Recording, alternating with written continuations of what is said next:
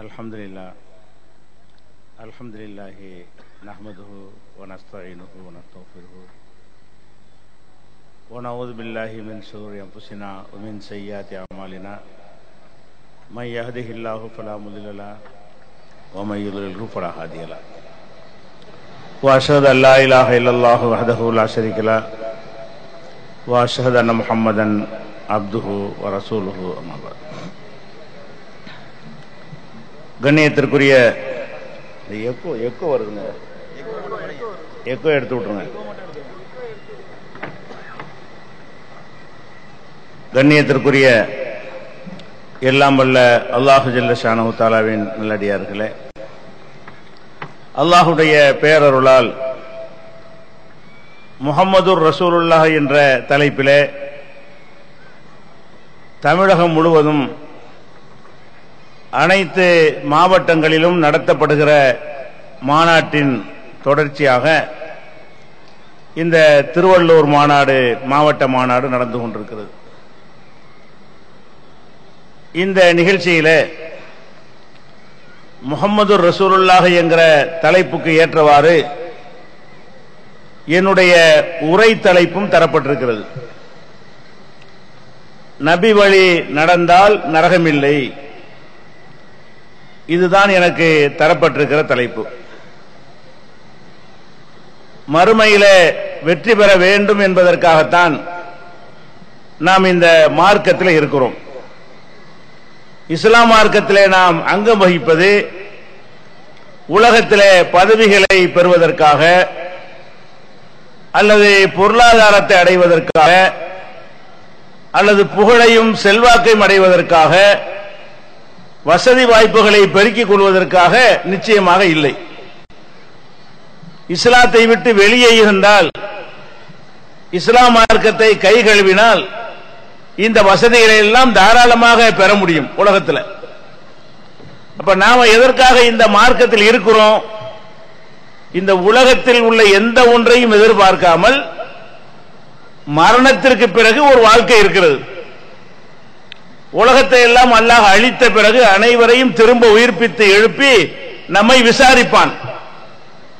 அப்படி விசாரிக்கும் பொழுது இந்த உலகத்தில் எந்த முறையில் நாம் வாழ்ந்தால் வெற்றி பெற முடியுமோ, எந்த கொள்கையை பின்பற்றினால் வெற்றி பெற முடியுமோ அந்த கொள்கையை பின்பற்ற வேண்டும். அதற்குத்தான் இந்த இஸ்லாத்தில் இருக்கிறோம். இந்த இஸ்லாம் மார்க்கத்தை நம்ம ஏற்றுக்கொள்ளாமல் இருந்தால், பின்பற்றாமல் இருந்தால், நம்பாமல் இருந்தால் நிச்சயமாக நமக்கு நரகம்தான். அல்லாஹ் அந்த சொர்க்கம் என்ற பரிசை தரமாட்டான். முஸ்லிமாக இருந்தால் மாத்திரம் தருவானா என்றால், முஸ்லிம் என்ற பெயரளவுக்கு இல்லாமல் அல்லாஹ் எந்த மாதிரி நடக்க வேண்டும் என்று நமக்கு கட்டளை எடுக்கிறானோ அந்த முறையில் நடந்தால்தான் அவன் நமக்கு சொர்க்கம் தருவான், நரகத்திலிருந்து நம்மை காப்பாற்றுவான். இதற்காகத்தான் இந்த மார்க்கத்தில் இருக்கிறோம். இந்த கொள்கையில் இருக்கிற காரணத்தினால்தான் இந்த மார்க்கம் வளர்ந்து கொண்டே இருக்கிறது. இன்னைக்கு தௌஹீத் ஜமாஅத்தை வளர்வதற்கு என்ன காரணம்?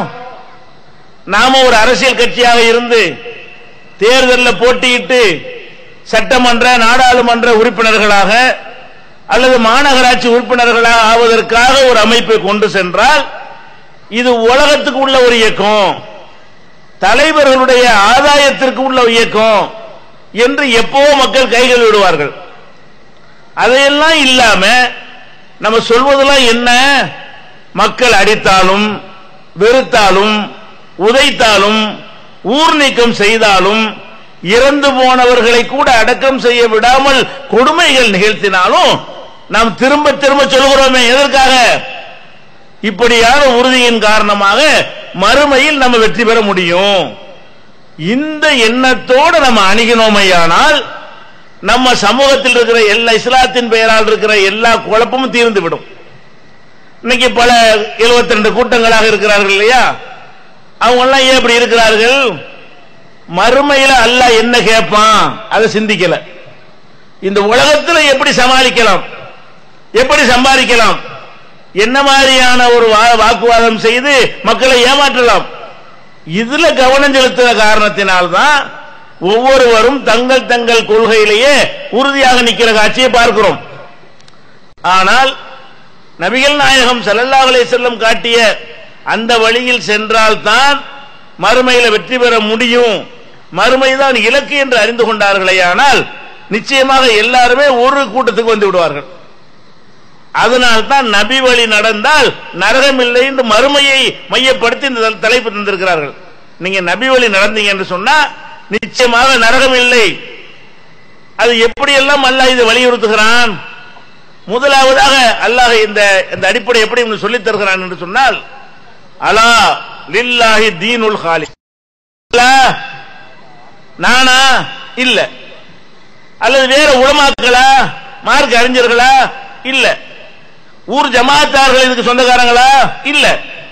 இந்த தீனுல் இஸ்லாம்ங்கிற இந்த மார்க்கத்துக்கு உரியவன் யார், எஜமான் யார், இந்த மார்க்கத்தை தந்தவன் யார் என்று கேட்டால் அல்லாஹ் திருக்குர்ஆனில் சொல்லி காட்டுகிறான். 52வது அத்தியாயத்தில் 20 சொத்துக்கு உரிமையாளர் யார் இருக்கிறாங்களோ அவங்க தான் அது குறித்து முடிவெடுப்பார்கள். அப்ப இந்த தீனுக்கு அல்லாஹ் தான் எஜமான் என்று சொன்னால், அப்ப தீனுக்கு உள்ள எந்த விஷயத்தை எடுத்துக்கொண்டாலும் அதை முடிவு பண்ற, டிசைட் பண்ணக்கூடிய அதிகாரம் அவன் கையில் தான் இருக்கிறது. அதனால தான் அல்லாஹ் பல இடங்களில் சொல்லி காட்டினா, வஅத்தஸிமு பிஹப்லில்லாஹி ஜமீஆ, நீங்க எல்லாருமா ஒன்னு சேர்ந்து அல்லாஹ்வுடைய கயிறை, அல்லாஹ்வுடைய கயிறுனா ரசூல் ஸல்லல்லாஹு அலைஹி வஸல்லம் விளக்கி இருக்கிறார்கள் குர்ஆன் என்று சொல்லி. அப்ப நீங்கள் அனைவருமாக சேர்ந்து அல்லாஹ்வுடைய கயிறு என்கிற குர்ஆனை பற்றி பிடித்துக் கொள்ளுங்கள். நீங்க எல்லாரும் இந்த மார்க்கம் என்னுடைய மார்க்கமா இருக்கிறதுனால என்னுடைய மார்க்கத்தை நீங்கள் பின்பற்றுவது நிஜமாக இருக்குமையானால் நீங்கள் பிடிக்க வேண்டியது எது? ஹப்லுல்லாஹ், அல்லாஹ்வுடைய கயிறு. அல்லாஹ்வுடைய கயிறு என்று சொல்லப்படக்கூடிய திருக்குர்ஆனை நீங்கள் எல்லாம் என்ன செய்யுங்க? பிடித்துக் கொள்ளுங்கள். வலா தஃபர்ரகு, பிரிந்து விடாதீர்கள். குர்ஆனை பிடிக்காம பிரிஞ்சிடாதீங்க. எல்லாருமா சேர்ந்து வந்து எதை பிடிக்கணும்? குர்ஆனை பிடிக்கணும். நீங்க உங்க வழியில நீங்க பிடிச்சிட்டு இருக்கிறது, நீங்க பெரியார்களை பிடித்துக் கொள்வது, நீங்கள் முன்னோர்களை பிடித்துக் கொள்வது, நீங்கள் அறிஞர்களை பிடித்துக் கொள்வது, நீங்கள் ஷேகுமார்களை பிடித்துக் கொள்வது என்று இல்லாமல் எல்லாத்தையும் தூக்கி எறிந்து விட்டு எதை பிடிங்க? அல்லாஹ்வின் கயிற்றை பற்றி பிடித்துக் கொள்ளுங்கள் என்று அல்லாஹ் சொல்லி காட்டுகிறான். அப்ப இந்த மார்க்கத்துக்கு அல்லாஹ் சொந்தக்காரனுடைய அர்த்தம் என்னன்னு கேட்டா, அல்லாஹ் ஒரு கயித்தை நமக்கு போடுறான். நம்ம மூழ்க போறோம், ஆத்துல மூழ்க போறோம். அப்ப நம்ம மூழ்கி விடாமல் இருப்பதற்கா ஒரு கயித்தை போடுறான்னு வைங்க. அந்த கயித்தை பிடிச்சாதான் மூழ்காம தப்பிக்க முடியும். அந்த மாதிரியான ஒரு ஓமையோடு அல்லாஹ் சொல்லி காட்டுறான், நான் ஒரு கயிற்றை உங்களுக்கு போட்டிருக்கிறேன், அதை பிடித்து தொங்கிக் கொண்டீர்களேயானால் மூழ்க மாட்டீர்கள், தப்பித்துக் கொள்வீர்கள். அந்த கயிறு தான் குர்ஆன். அப்ப இஸ்லாம்ங்கிற பேர்ல நம்ம எது செய்யறதா இருந்தாலும் அல்லாஹ் சொல்ல வேண்டுமே தவிர மற்ற யாரு சொல்வதும் மார்க்கமாக ஆகாது. இந்த பேசிக்க விளங்கினா தான் மறுமையில் வெற்றி பெற முடியும். இதுக்கு மாற்றமா போய் ஏன்பா இப்படி செஞ்ச, எங்க அத்தா சொன்னாரு, அப்ப உங்க அத்தாவே இந்த மார்க்கத்தை சொந்தக்காரரா? அல்ல கேட்க மாட்டானா? ஏன் இப்படி செஞ்ச, எங்க அஜர்த்து இப்படிதான் சொன்னாரு, உங்க அஜர்த்து தான் இந்த மார்க்கத்துக்கு உரிமையாளரா? அல்ல கேட்க மாட்டானா? ஏன் இப்படி செஞ்ச, எங்க ஊர்ல இதான் வழக்கம், அப்ப ஊர் மக்கள் தான் அந்த மார்க்கத்துக்கு சொந்தக்காரங்களா? அல்ல கேட்பானா இல்லையா? அப்ப நீ ஏன் இப்படி செஞ்ச, யாரெல்லாம் நீ தான் சொன்னாய், நீ சொன்னபடி செஞ்ச, உன் தூதர் வழியாக காட்டிய வழியில் நான் சென்றேன், நரகத்தில் போட மாட்டான். கரெக்ட் போ. அப்ப மறுமையில் வெற்றி பெறாத எதை நம்ம ஆழமா பதிஞ்சுக்கிறோம்? மார்க்கத்துக்கு சொந்தக்கார காலத்துல மக்காவில் இருந்த காபிர்கள் அவன் இஷ்டத்துக்கு எதையாவது செய்வான், செஞ்சிட்டு இப்படித்தான் மார்க்கத்தில் இருக்குது, இப்படித்தான் நபிமார்கள் சொன்னாங்க, இப்படித்தான் அல்லாஹ் சொன்னான்னு சொல்லி அவன் எதையெல்லாம் செய்கிறானோ அதையெல்லாம் அல்லாஹ் பேர்ல பழி போட்டு விட்டு கொண்டிருந்தான். அதுக்குத்தான் நபிகள் நாயகம் ஸல்லல்லாஹு அலைஹி வஸல்லம் அவர்களை பார்த்து அல்லாஹ் கேட்க சொல்றான், அத்து அல்லிமூன் அல்லாஹ் பிதீனிக்கும், உங்களுடைய தீனை மார்க்கத்தை நீங்கள் அல்லாஹ்வுக்கு சொல்லிக் கொடுக்கிறீர்களா? வல்லாஹு யஅலமு மா பிஸ் ஸமாவாத்தி வ மா ஃபில் அர்த், வானங்கள்ல உள்ளதெல்லாம் அல்லாஹ்வே எனக்கு தான் தெரியும், பூமியில் உள்ளதெல்லாம் எனக்கு தெரியும், எனக்கு நீ மார்க்கம் சொல்லி தர்றியா? அல்லாஹ் என்ன கேட்கிறான்னு விளங்குதா? மார்க்கம்னு சொல்லி உதாரணமா ஒரு ஆள் இறந்து போயிட்டாரு, இறந்து போனதுக்கு 3ஆம் பாத்தியான்னு ஓதுறீங்க உதாரணமா. அல்லது 40ஆம் பாத்தியான்னு ஓதுறீங்க. இது ஏன்டா ஓதுறேன்னு கேட்டா அதுக்கு பதில காணாம். அது அல்லாஹ் கேட்கிறான், அப்ப மார்க்கத்தை நீ எனக்கு சொல்லி தரியா? நான் வழங்கின மார்க்கத்தில் 3ஆம் பாத்தியானா சொல்லவில்லை, 7ஆம் பாத்தியானா சொல்லி தரவில்லை, 40ஆம் பாத்தியானா சொல்லவே இல்லை. அப்ப நீ ஓதிக்கொண்டு இஸ்லாத்தின் பெயரால் இதை செய்வாயானால் அதுக்கு என்ன அர்த்தம்? அப்ப எனக்கு தெரியாது நீ சொல்லி தரேன்னு அர்த்தம். 3ஆம் பாத்தியா என்ற அற்புதமான ஒரு விஷயத்தை நாங்கள் கண்டுபிடித்து விட்டோம். அல்லாஹ் சொல்ல தவறிவிட்டான். அல்லாஹ் சொல்ல தவறின விஷயத்தை நாங்கள் தேடி கண்டுபிடித்து விட்டோம். இதான அர்த்தம். அதான் கேட்கிறான், நீ மார்க்கத்தை எனக்கு சொல்லி தர்றியா? எனக்கு வானத்தில் உள்ளதும் தெரியும், பூமியில் உள்ளதும் தெரியும், அனைத்தையும் அறிந்து வைத்திருக்கக்கூடிய இறைவனாகிய எனக்கு என்னால் படைக்கப்பட்ட அற்ப பதராக இருக்கிற நீ இதான் மார்க்கம் நீ சொல்லி தர்றியா? நீ சொல்லி தர்றவனா நான் சொல்லி தர்றவனா? எப்படி எல்லாம் கேட்கிறான், விளங்குதா? அப்ப மார்க்கத்தில் இல்லாத உன்னை நீங்களா உண்டாக்குனா அதுக்கு என்ன அர்த்தம்? மார்க்கத்தில் இல்லாம அல்லாஹ் சொல்லாம ரசூல் சொன்னாம வேற எவரோ சொன்னதெல்லாம் மார்க்கம் நினைத்தீர்களே, ஆனால் அல்லாஹ்வுக்கு ஒன்னும் தெரியலன்னு அர்த்தம். நீங்கள் அவனுக்கு சொல்லி கொடுக்கிறீங்கன்னு அர்த்தம். இது எவ்வளவு கோபத்தை அல்லாஹ் ஏற்படுத்த சிந்தித்து பார்க்க வேண்டும். அதே மாதிரி அல்லாஹ் சொல்லி காட்டுகிறான், வலா தகூலு லிமா தஸிபு அல்சினத்துக்குமுல் கதிப, உங்கள் நாய்களா உங்கள் நாவுகளால் பொய்களை சொல்லி ஹாதா ஹலாலுன், இது ஹலால் என்று சொல்லிவிடாதீர்கள், ஹாதா ஹராமுன், இது ஹராம் என்று நீங்களா சொல்லிவிடாதீர்கள், லிதஃப்தரு அலல்லாஹில் கதிப, என் மீது அல்லாஹ்வாகி என் மீது பொய்யை இட்டு கட்டி இது ஹலாலு இது ஹராமுன் சொல்லிவிடாதீர்கள். ஏன்? அது என்னுடைய மார்க்கம், என்னுடைய ரைட். என்னுடைய அடியார்களுக்கு எதை அனுமதிப்பது என்பதை நான் முடிவு செய்வேன். என்னுடைய அடியார்களுக்கு எதை ஹராமாக்கணும் என்பதை நான் முடிவு செய்வேன். இந்த முடிவை நீ எடுக்காதே அப்படின்னு நல்லா சொல்லி காட்டுறான். அப்ப ஒரு விஷயத்தை ஹலால் என்று சொல்வது ஹராம் என்று சொல்வதெல்லாம் நீங்க அடுத்த ஆள் கையில கொடுத்தீர்களே, ஆனால் அங்க என்ன வந்துருது? அல்லாஹ்வுடைய அதிகாரம் பறிக்கப்படுகிறது. இந்த மார்க்கத்துக்கு சொந்தக்காரன் அல்லாஹ் மட்டுமில்ல, இன்னும் நிறைய பங்காளிகள் இருக்கிறார்கள். அல்லாஹ் சொன்னாலும் கேட்போம், பங்காளிகள் சொல்வதையும் கேட்போம் என்று சொல்லிவிடாதீர்கள். இன்னல்லதீன யஃப்தருன அலல்லாஹில் கதிப, அல்லாஹ்வின் பேர்ல பொய்யை இட்டு கட்டுறாங்களே அவங்க லா யுஃப்லிஹூன், வெற்றி பெறவே மாட்டார்கள். அல்லாஹ் சொல்லி காட்டுறான். இன்னைக்கு நீங்க பார்க்கலாம், ஆலிம்கள்ட்ட போய் கேட்டீங்கன்னு சொன்னா சில பொருள்களை ஹராம்னு சொல்லுவாங்க. உதாரணமாக நண்டு சாப்பிடலாமான்னு கேளுங்க. நண்டு, கடல்ல இருக்கு நண்டு, நண்டு இறாலு இதெல்லாம் சாப்பிடலாமா?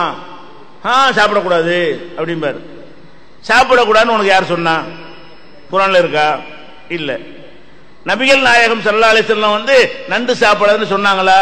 இல்ல. அப்ப அல்லாஹ்வும் சொல்லல, ரசூலும் சொல்லல. அப்ப நீ ஹராம்னு சொன்னா அப்ப நீ அல்லாஹ்வுக்கு சொல்லி கொடுக்குறியா? அல்லாஹ் கேக்குறான். அப்ப அல்லாஹ்வும் சொல்லாம ரசூலும் சொல்லாம இருக்கும்போது இது ஹராமுன்னு நீ தீர்ப்பளிப்பாயானால் அப்ப இந்த மார்க்கத்துக்கு எஜமான் யாரு? இப்ப நீனா நானா? அல்லாஹ்வா அல்லாஹ்வுடைய அடிமையா என்று அல்லாஹ் கேட்கிறான். ஹாதா ஹலால் ஹாதா ஹராம்னு சொல்லாத. நான் கடல்ல உள்ள எல்லாத்தையும் உனக்கு ஹலால் ஆக்கி இருக்கிறேன். அல்லாஹ் குர்ஆன்ல என்ன சொல்றான்? கடல்ல உள்ள சைதுல் பஹரி வ தாமுஹு, கடலில் வேட்டையாடுவதும் அதில் கிடைக்கிற உணவுகளும் உஹில்லலக்கும், உங்களுக்கு ஹலால் அப்படின்னு நான் சொல்லி இருக்க, நீ ஒரு அஜர்த்து ஹராமும் பாரு, அது நீ கேட்பியா? அது கேட்பாயானால் இந்த மார்க்கத்தினுடைய எஜமான் என்று அவனை ஒத்துக்கிட்டியா இல்லையா? அப்ப உன்னுடைய நம்பிக்கை பிரகாரம் இந்த மார்க்கத்துக்கு எஜமான் அல்லாஹ் இல்ல, அஜர்த்து, இமாம்கள், பெரியார்கள், அதான் அர்த்தம். இப்படியான ஒரு அடிப்படையில் அல்லாஹ் என்ன செய்யறான்? இதுதான் மறுமையில வெற்றி பெறுவதற்கு கவனிக்க வேண்டிய விஷயம். இதெல்லாம் கொஸ்டின் ஆகும். நம்ம வாட்டுக்கு எவன் சொல்லையா கேட்டு ஏதாவது செஞ்சுட்டு போனோம்னு வைங்க, இந்த உலகத்துல முடிஞ்சு போகணும்னு நினைச்சா பிரச்சனை இல்லை. நம்ம அப்படி நினைக்கலையே. மரணத்துக்கு அப்புறம் எழுப்பி வச்சு எல்லாரும் ரெக்கார்ட வச்சு எல்லாம் கேட்பானே, ஒவ்வொன்று நம்ம வாய் பேசுமே, நம்ம கை பேசுமே, ரெக்கார்டு வேற தனியா வச்சிருப்பானே. வானவர்கள் எழுதிட்டு வேற இருக்கிறாங்களே, எழுதிக்கிட்டு வேற இருக்கிற வானவர்கள் வேற, ரெக்கார்டு வேற, கழுத்துல வேற சிப்பு மாட்டிருக்காங்கிறான். அப்ப நம்ம கை பேச நம்ம வாய் பேசணும்னு சொல்றான். ஒவ்வொரு உறுப்புகளும் அதை பேச சொல்றானே. அப்படிப்பட்ட ரப்புல் ஆலமீனுக்கு முன்னாடி போய் கொண்டு நாம பின்பற்ற மார்க்கத்தை நியாயப்படுத்தி உங்களுக்கு பேச இயலுமா? எதை மார்க்கம் என்று செய்து கொண்டிருக்கிறீர்களோ இதெல்லாம் சரிதான் அல்லான்னு வாதிட இயலுமா? இயலாது என்று சொன்னால் அப்ப என்ன ஆகுறது?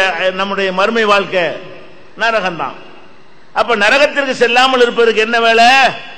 அல்லாஹ் சொல்றான், இன்னமா கான கௌலல் முஃமினீன், மூமின்களுடைய பேச்சு என்னவாக இருக்க வேண்டும் தெரியுமா? அல்லாஹ் சொல்றான், நீங்கள் மூமின்களாக இருந்தால் உங்களுடைய பேச்சு என்னவாக இருக்க வேண்டும்? இதா துஉ இலல்லாஹி வ ரசூலிஹி, அல்லாஹ்வின் பக்கம் அழைக்கப்பட்டால், அல்லாஹ்வுடைய ரசூலின் பக்கம் அழைக்கப்பட்டால், லியஹ்கும பைனஹும், அவங்களுக்கு மத்தியில் ஏற்படுகிற பிரச்சனைகளுக்கு தீர்ப்பளிப்பதற்காக அல்லாஹ் சொல்றதை கேளுங்க என்று கூப்பிடும் பொழுது, ரசூலுல்லாஹ் சொன்னதை கேளுங்க என்று கூப்பிடும் பொழுது பதில் என்னவாக இருக்க வேண்டும் தெரியுமா? அல்லாஹ் சொல்றான், ஐயகூலு சமிஅனா வ அதானா, இறைவா நாங்கள் செவியுற்றோம் கட்டுப்பட்டோம். என்ன பதில் சொல்லணும்?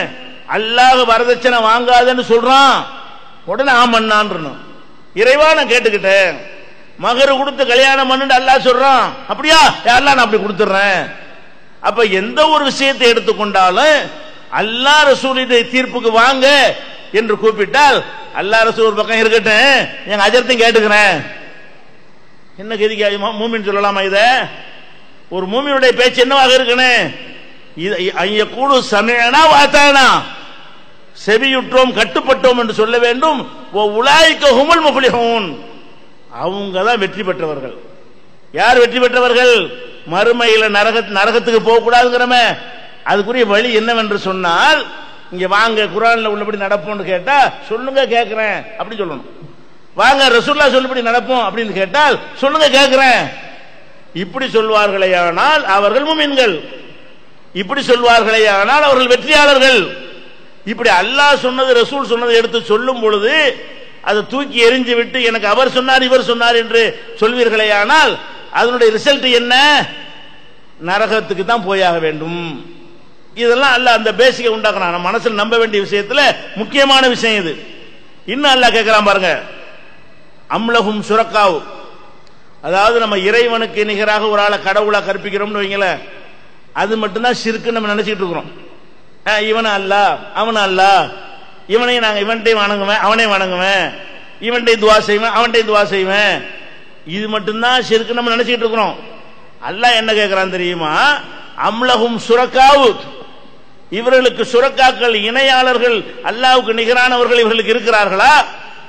ஷரஊலஹும் மினத்தீனி, மார்க்கத்தில் உள்ள சட்டங்களை உருவாக்கி கொடுத்து, மாலம் யஅதன் பிஹில்லா, அல்லாஹ் அனுமதிக்காத சட்டங்களை உருவாக்கி கொடுக்கக்கூடிய இணையாளர்கள் இவர்களுக்கு உண்டா என்று கேட்கிறான். அடே, நான் அனுமதிக்காத ஒன்றை மார்க்கம்னு சொல்லி தந்த ஒருத்தனை ஏத்துக்கிறிய, அப்படி ஏத்துக்கொண்டால் அவனை எனக்கு ஈக்குவல் ஆக்குறேன்னு அர்த்தம், ஷிர்க் வைக்கிறேன்னு அர்த்தம். அல்லாஹ் சொல்வது எப்படி கேட்பேனோ அந்த மாதிரி அஜத்து சொன்னாலும் கேட்பேன், முடிஞ்சு கதை. அல்லாஹ்வுடைய ரசூல் சொன்னதை எப்படி கேட்பேனோ அந்த மாதிரி எங்க ஜமாத் சொன்னாலும் கேட்பேன், முடிஞ்சு போச்சு. சுரக்கான என்னது? ஷிர்க் வைக்கிறவன், அல்லாஹ்வுக்கு இணை கற்பிக்கிறவர் ஆயிடுறீங்க. அப்ப நீங்க அல்லாஹுவையும் அஜர்த்தும் சமம்னு சொல்றீங்க. அல்லாஹ் எப்படி மார்க்கத்தில் ஒன்றை உண்டாக்குவதற்கு அதிகாரம் படைத்தவனாக இருக்கிறானோ அந்த மாதிரி எங்களுடைய பெரியார்கள், முன்னோர்கள், நாதாக்கள், பெரியார்கள், மகான்கள், சேகுமார்கள் இருக்கிறார்கள். அப்படின்னா அதுக்கு அல்லாஹ் வைக்கிற பேர் என்ன? எனக்கு சுரக்காக்கள் ஆக்குற, நீ இணை கற்பிக்கணும் ஆக்குற, எனக்கு சமமாக ஆக்குறியா இந்த அல்லாஹ் கேட்கிறான். அப்ப அல்லாஹ்வுக்கு இது பிடிக்கவே மாட்டேங்குது. எது? நான் தான் என்ன சென்று, நீ அடிமை நான் எஜமான், எல்லாரும் அடிமை. நீ எந்த அஜர்த்தை கொண்டு வந்தாலும் அவர் அல்லாஹ்வுக்கு அடிமை தான். எந்த மௌலானா கொண்டு வந்தால் அவர் யார்? அல்லாஹ்வுக்கு அடிமை தானே. நீங்க எப்படி அடிமை, நான் எப்படி அடிமையோ அந்த மாதிரி எந்த மகான பெரியார் நீ கொண்டு வந்தாலும் அவங்க யாரு? அவங்கள அடிமை தான். அட, நபிமார்களை கொண்டு வா, அவங்கள யாரு? அல்லாஹ்வுடைய அடிமை தான்.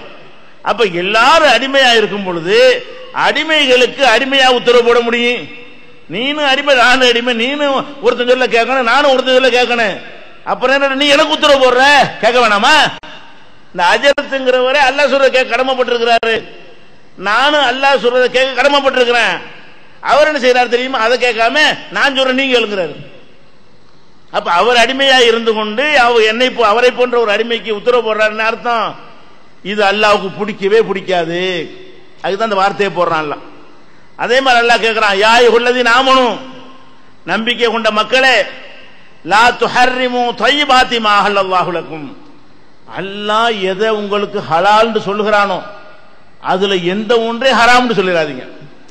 அல்லாஹ் என்ன சொன்னா பவர் விட மாட்டேங்கிறான். டேய் ஹலால்னு சொன்னா நான் சொன்னா ஹலால் தான், நீனா இஷ்டத்துக்கெல்லாம் சட்டம் உண்டாக கூடாது. நான் ஹலால் தான் ஹலால், நான் ஹராம் தான் ஹராம்.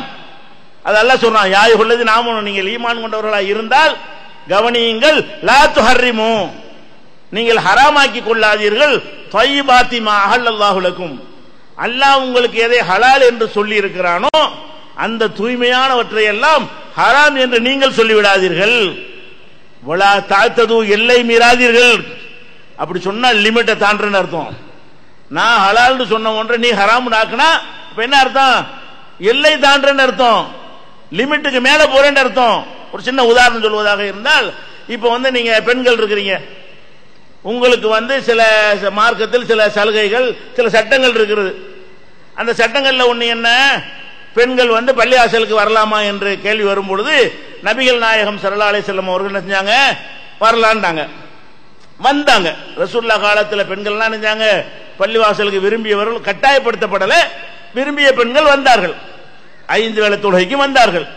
இன்னும் சொல்ல போன ஆண்களுக்கு ரசூல் ஸல்லல்லாஹு அலைஹி வஸல்லம் அறிவுரை சொன்னார்கள், லா தம்னவு இமா அல்லாஹி அனில் மசாஜித், மஸ்ஜிதுக்கு வருவதை விட்டும் பெண்களை தடுக்காதீர்கள் என்று சொன்னார்கள். இப்ப அல்லாஹ் என்ன செஞ்சிருக்கிறான், இதை உங்களுக்கு ஹலால் ஆக்கி இருக்கிறான், அனுமதிச்சிருக்கிறான். எதை? பெண்கள் நீங்கள் விரும்பினால் பள்ளிவாசலுக்கு தொழுகலாம் என்று அனுமதிச்சிருக்கிறான். ஆனா அந்த மதுஹப் என்கிற பேர்ல என்ன எழுதி வச்சுக்கிறாங்க, பெண்கள் பள்ளிவாசலுக்கு ஹராம்ங்கிறான். அது அல்லாஹ் எதை ஹலால் ஆக்கி இருக்கிறானோ, அல்லாஹ்வுடைய ரசூல் காலத்தில் எது நடைமுறையில் இருந்ததோ அதுக்கு எதிராக சொல்கிறான், அதை மறுத்து சொல்கிறான். சொல்லாத ஒன்றை சொன்னால் கூட அது ஒரு சின்ன விஷயம் எடுத்துக்கொள்ளலாம், ஆனா அதுவும் அப்படி அல்லாஹ் எடுத்துக்கொள்ள மாட்டான். இது எப்படி இருக்குன்னு கேட்டா, அல்லாஹ் எதை செய்யலாம் அனுமதிச்சிருக்கிறானோ அதை செய்யாதே பாவம் ஹராமுங்கிறான்.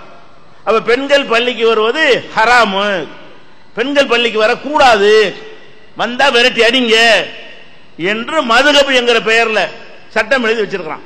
இப்ப இந்த வசனத்தை பாருங்க, யா அய்யுஹல்லதீன ஆமனூ, நம்பிக்கை கொண்ட மக்களே, லா துஹர்ரிமு, நீங்கள் ஹராமாக்கி விடாதீர்கள், த்வையிபாத்தி மா அஹல்லல்லாஹு லக்கும், அல்லாஹ் உங்களுக்கு எதை ஹலால் என்று சொல்லி இருக்கிறானோ அதை ஹராமாக்கிறாதீங்க, வலா தஅதது, லிமிட்டை தாண்டிடாதீங்க, எல்லை மீறாதீங்க. இன்னல்லாஹ லா யுஹிப்புல் முஅ்ததீன், எல்லை மீறுகிற மக்களை அல்லாஹ் நேசிக்க மாட்டான். அப்ப அல்லாஹ் ஒன்றை அனுமதிச்சிருக்கிறான்னு சொல்லும் பொழுது அதை எதிர்த்தா என்ன ஆகும், அல்லாஹ்வுக்கு பிடிக்கவே பிடிக்காது. இப்ப சமீபத்தில் நம்ம நாட்டு நடப்பு கூட எடுத்துக்கிறீங்களேன், ஒரு மனிதன் கணவன் மனைவி இருக்கிறாங்க, கணவன் மனைவி இருக்கும்போது கணவனுக்கு மனைவி பிடிக்கல, அல்லது மனைவிக்கு கணவனை பிடிக்கலன்னா கல்லானாலும் கணவன் புல்லானாலும் புருஷன் இருக்க முடியுமா? வாழ்க்கை என்பது பல விஷயங்கள் இருந்தா தான் அந்த வாழ்க்கையை யாரும் ஏற்றுக்கொள்வார்கள். அப்ப கணவனுக்கு பிடிக்காத வகை, பிடிக்கலன்னா சின்ன சின்ன பிடிக்கலங்கிற விஷயம் இல்ல, சின்ன சின்ன சமையல் சரியில்லை, ஒழுங்கா ட்ரெஸ் பண்ண தெரியல, ஏத்து பேசுது, வாயாடி, இந்த பிடித்தல் அல்ல. இதுக்காக வேண்டியெல்லாம் பிரிஞ்சு போயிடக்கூடாது. இதுக்கு பிரிஞ்சு போனா யார் வந்தாலும் அப்படித்தான் இருப்பாங்க.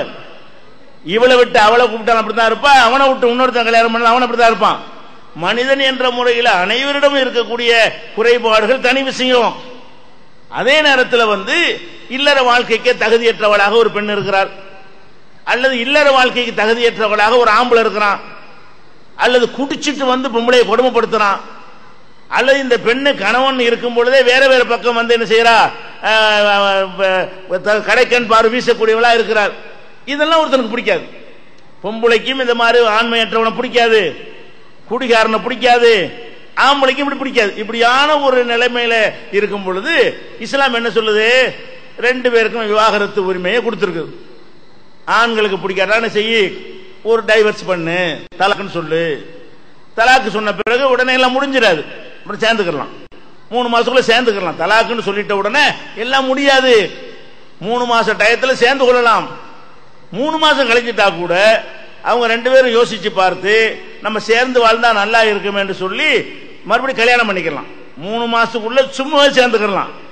3 மாசம் கடந்துருச்சுன்னா தலாக்கு பிறகு கூட சேர்ந்துக்கலாம். இங்க பொது சிவில் சட்டம் அதுல போய் மாட்டினீங்கன்னு வைங்க, முடிஞ்சதுதான் டைவர்ஸ்னா அதை காலி ஓச்சு விடுவாங்க. இஸ்லாம் சொல்லக்கூடியது என்னது, அப்படி லேசா அப்படி பிரிக்கிற மாதிரி பிரிச்சு ஒருத்தருடைய பிரிவை ஒருத்தர் உணர வச்சு அப்புறம் சேர்த்து விடுறதுக்கு வழிவகுக்கக்கூடிய சட்டம் எது? தலாக்கு சட்டம். இப்படி இருக்கிறது. அதுக்கப்புறம் அப்படி சேர்ந்து வாழும் பொழுது மறுபடியும் பஞ்சாயத்து வருது. மறுபடியும் பல வருஷங்கள் வாழ்ந்த பிறகு பஞ்சாயத்து வந்தா இன்னொரு தடவை தலாக்கு, அப்புறமும் சேர்ந்துக்கலாம். அப்புறமும் 3 வருஷத்துக்கு பிறகு மூணாவது சொன்னானே, ஆனால் அதுக்கு பிறகு சேர முடியாது. இப்படி ஒரு சட்டம் இருக்குது. இது 3 வாய்ப்பு. ஒரு ஆம்பளைக்கு மனைவியை பிடிக்கவில்லை என்று சொன்னால் விவாகரத்து பெறுவதற்கு 3 வாய்ப்பு தரப்பட்டிருக்கிறது. முதல் வாய்ப்புக்கு பிறகு சேர்ந்து கொள்ளலாம், 3 மாசத்துல சேர்ந்து கொள்ளலாம். 3 மாசத்துல சேராவிட்டால் எத்தனை வருஷம் கழிச்ச பிறகு கல்யாணம் கொள்ளலாம். 2 பேரும் விரும்பினார், 2 பேர் விரும்பினார்களே ஆனால் மகர் கொடுத்து திருமணம் செய்து கொள்ளலாம். தலாக்குன்னு எல்லாம் முடியாது இஸ்லாமிய சட்டத்தில். இது உலகத்துல புதுசு சட்டம். இதுல மாட்டீங்கன்னு வைங்க, டைவர்ஸ்னா ஓடு, அதோட எல்லாம் முடிஞ்சு போச்சு. அந்த மாதிரியான ஒரேடிய வெட்டி எறிகிறது கிடையாது. சும்மா ஃபார்மாலிட்டிக்கு ஒரு பயங்காட்டுற மாதிரி உள்ளதுதான் இந்த தலாக்குங்கிறதுலாம். 3வது தடவை சொல்லுவான் பாருங்க, பல செலவு சேர்த்து விட்டு பல காலம் வாழ்ந்து விட்டு அந்த நேரத்தில் வரும்பொழுதுதான் இதுக்கு மேலே சேராட்டி போடா, பிரிஞ்சுட்டு போடான்னு இஸ்லாம் சொல்லுது. இப்ப என்ன செய்யறாங்கன்னா, இது ரசூலுல்லாஹ்வுடைய காலத்துல 3 சான்ஸ் இருக்குல்ல, விளங்காத சில பேர் என்ன செய்யாங்கன்னு கேட்டா தலாக் தலாக் தலாக் அப்படிங்கிறது. அப்படின்னா என்ன 3 சொல்லிட்டாங்களாம். தலாக் தலாக் 3 பேர் சொல்லிட்டாங்கல்ல, அல்லது 3 தலாக் என்று சொல்றது, அல்லது முத்தலாக் என்று சொல்வது. இப்படி சொல்லிவிட்டானே, ஆனால் இதனுடைய நிலைமை என்ன என்றால் 3 தலாக்கு ஆகிவிட்டதுன்னு அர்த்தமா. 3 தலாக்குன்னா ஒரு தலாக்கு விடணும், அப்புறமேலே சேர்ந்து வாழணும். சேர்ந்து வாழவில்லாட்டி ஒரு தலாக்கு கூட பிரிஞ்சு இருந்துக்கிறேன்னு. அவ விரும்பினா வேற கல்யாணம் பண்ணிட்டு போனா, விரும்பலன்னா இவனே கல்யாணம் பண்ணிக்கலாம், 2 பேரும் சம்பந்தப்பட்டா. இப்படி இருக்கிற ஒரு மார்க்கத்தில் என்ன செய்யறாங்க கேட்டா, தலாக் தலாக் தலாக் என்று சொன்னால் 3 வாய்ப்பையும் பயன்படுத்தி விட்டான் அப்படின்னு இன்னைக்கு மதுஹப் கிதாபுகள்ல இருக்கிறது. இப்படி இருந்தா என்ன ஆகும்? புருஷங்காரன் கோவத்துல தலாக் தலாக் தலாக்ன்றான் வைங்க, முடிஞ்சு பினிஷ் எப்படிங்கிறாங்க மதுஹப்ல. இப்ப இதுல நபிகள் நாயகம் என்ன சொன்னாங்க? நபிகள் நாயகம் என்ன சொன்னாங்கன்னு பார்க்கும் பொழுது சஹீஹ் முஸ்லிம்ல வரக்கூடிய ஹதீஸ் இருக்கிறது. கான தலாக்கு ஸலாத்து, 3 தலாக்கு என்று சொல்லக்கூடிய அந்த வாசகம் ரசூலுல்லாஹ்வுடைய இன்னமா யுஅத்து வாஹிதா, ரசூலுல்லாஹ்வுடைய காலத்திலையும் அபூபக்கர் காலத்திலையும் உமருடைய ஆட்சியின் முதல் 2 ஆண்டுகளிலேயும் இன்னமா யுஅத்து வாஹிதா, ஒரு தலாக்கு தான். எது? ஒருத்த மனைவிட்ட தலாக்கு தலாக்கு தலாக்குங்கிறான். இவன் 3 தலாக்கு விடல, ஒரு தலாக்கு தான் விட்டுருக்கான், சேர்ந்துக்கலாம். முத்தலாக்கு கிடையாது. முத்தலாக்குங்கிற கான்செப்ட் ஒரு தடவை சொல்ல முடியாது. இது நபிகள் காலத்தில் இப்படித்தான் இருந்தது அப்படின்னு முஸ்லிம் உள்ள இருக்கிறது. இப்னு அப்பாஸ் அறிவிக்கிறாங்க, ரசூலுல்லாஹ் காலத்தில் ஒரு நடைமுறை இருந்திருக்கு, அதுக்கு மாத்தமா 3 தலாக்குனா 3 ஆயிடுச்சுன்னு எழுதி வச்சுக்கிறாங்க பாருங்க மதுஹப்ல. இவங்களுக்கு தான் அல்லாஹ் சொல்றான், லா துஹர்ரிமு தையிபாத்தி மா அஹல்லல்லாஹு லக்கும், அல்லாஹ் ஹலால் ஆக்குனே ஹராம் ஆக்காதங்கறான். அந்த 3 தடவை தலாக்குன்னு சொன்ன பிறகு அல்லாஹ் ஹலால் ஆக்குறான், சேரலாம் 2 பேரும். இவன் என்ன செய்யறாங்க? முடிஞ்சு சொல்லலாம் அப்படிங்கிறாங்க. அப்ப கணவன் மனைவி மொத்தமா பிரிச்சு வச்சிடறாங்க. ஒரு கோவத்துல சொன்னா கூட அஜத்துல பத்துவா கேட்டா எல்லாம் முடிஞ்சு போச்சுங்க, அவ்வளவுதாங்க. ஜமாத்துல கேட்டா எல்லாம் முடிஞ்சு போச்சுங்க, அவ்வளவுதாங்க. அப்புறமேல வருத்தப்படுறாங்க, ஆகா தெரியாதனமா சொல்லிட்டோமே, மனைவியுடைய அருமை இவனுக்கு தெரியுது, இவனுடைய அருமை மனைவிக்கு தெரிகிறது, சேர விரும்புகிறார்கள், மார்க்கப்படி சேர வாய்ப்பு இருக்கிறது, அனுமதி இருக்கிறது, மதுஹப்படி இல்ல. அப்ப நீங்கள் பண்ண இந்த கிறுக்குத்தனத்தினால இப்ப கேவலப்பட்டு நின்றுட்டு இருக்கணும். ஆளால் கேள்வி கேட்கிறாங்க, முத்தல தலாக்கு மார்க்கத்தில் உண்டு, அறிவுபூர்வமான மார்க்கம்.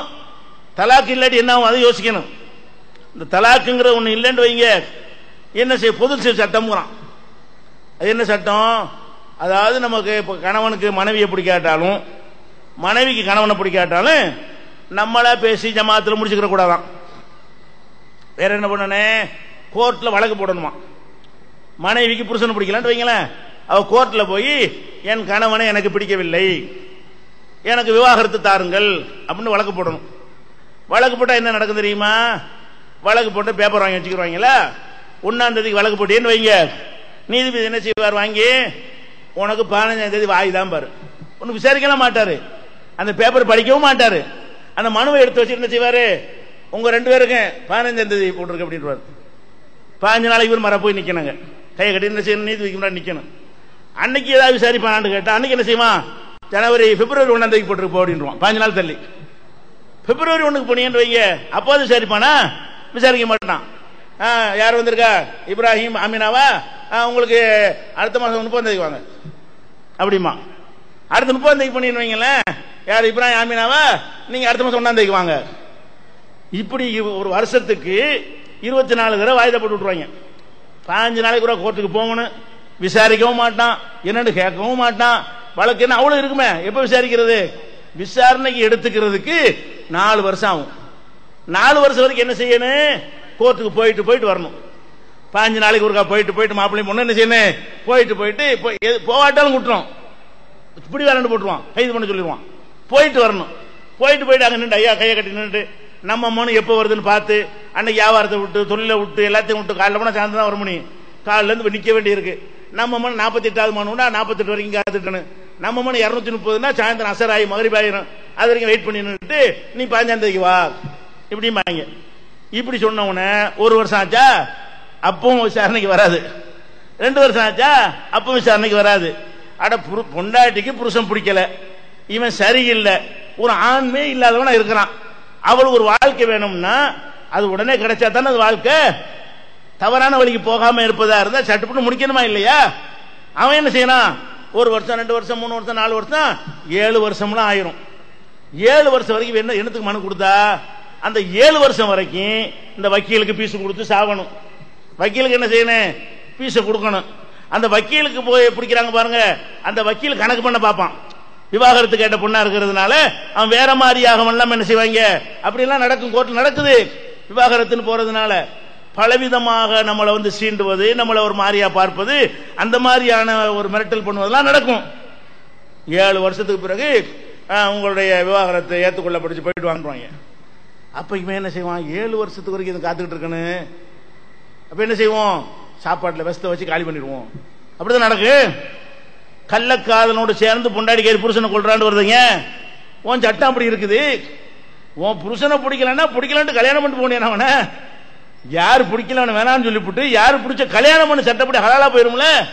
நீனும் உசுரோட இருப்ப, அவனும் உசுரோட இருப்ப, இவனும் 3 உசுரோட இருப்ப. இல்ல ஜெயிலுக்கு தேவையில்லை, இல்ல யாருக்கு ரிஸ்க் இல்லை. இல்ல இவ்வளவு அழகான ஒரு விஷயத்தை என்ன செய்வாங்கன்னா, நான் 7ங்கிறது பெரும்பாலும் கொடுக்கறத சொல்றேன். ஒரு கேஸ்ல 70 வருஷம் கழிச்சு தீர்ப்பளிச்சிருக்காங்க. நம்ம நாட்டில் தான் தலாக்கு கேஸ் போனோம்னா எத்தனை வருஷம்?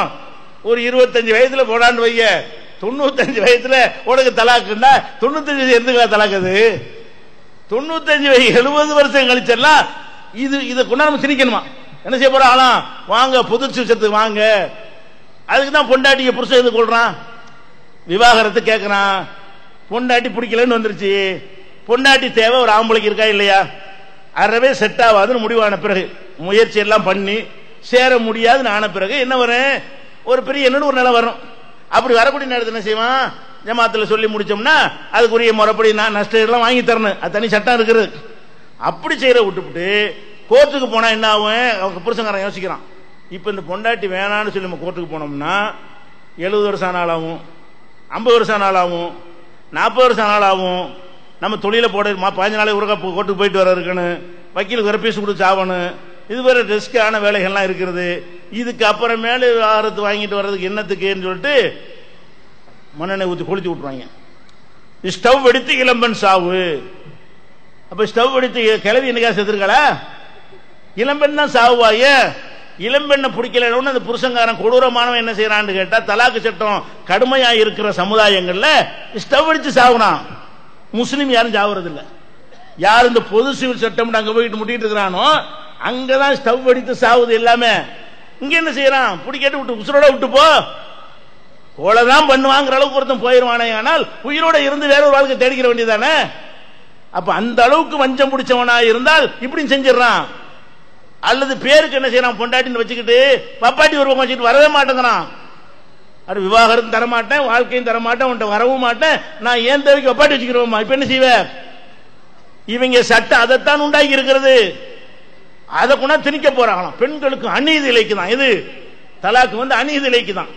இவங்க இது எத்தனை அநீதி? கொலையில கொண்டே ஒன்னு சொன்ன பொம்பளையில போய் விவாகரத்து பண்ணின்னு வைங்களேன், குறுக்கு விசாரணை அசிங்க அசிங்கமா கேட்பாங்க.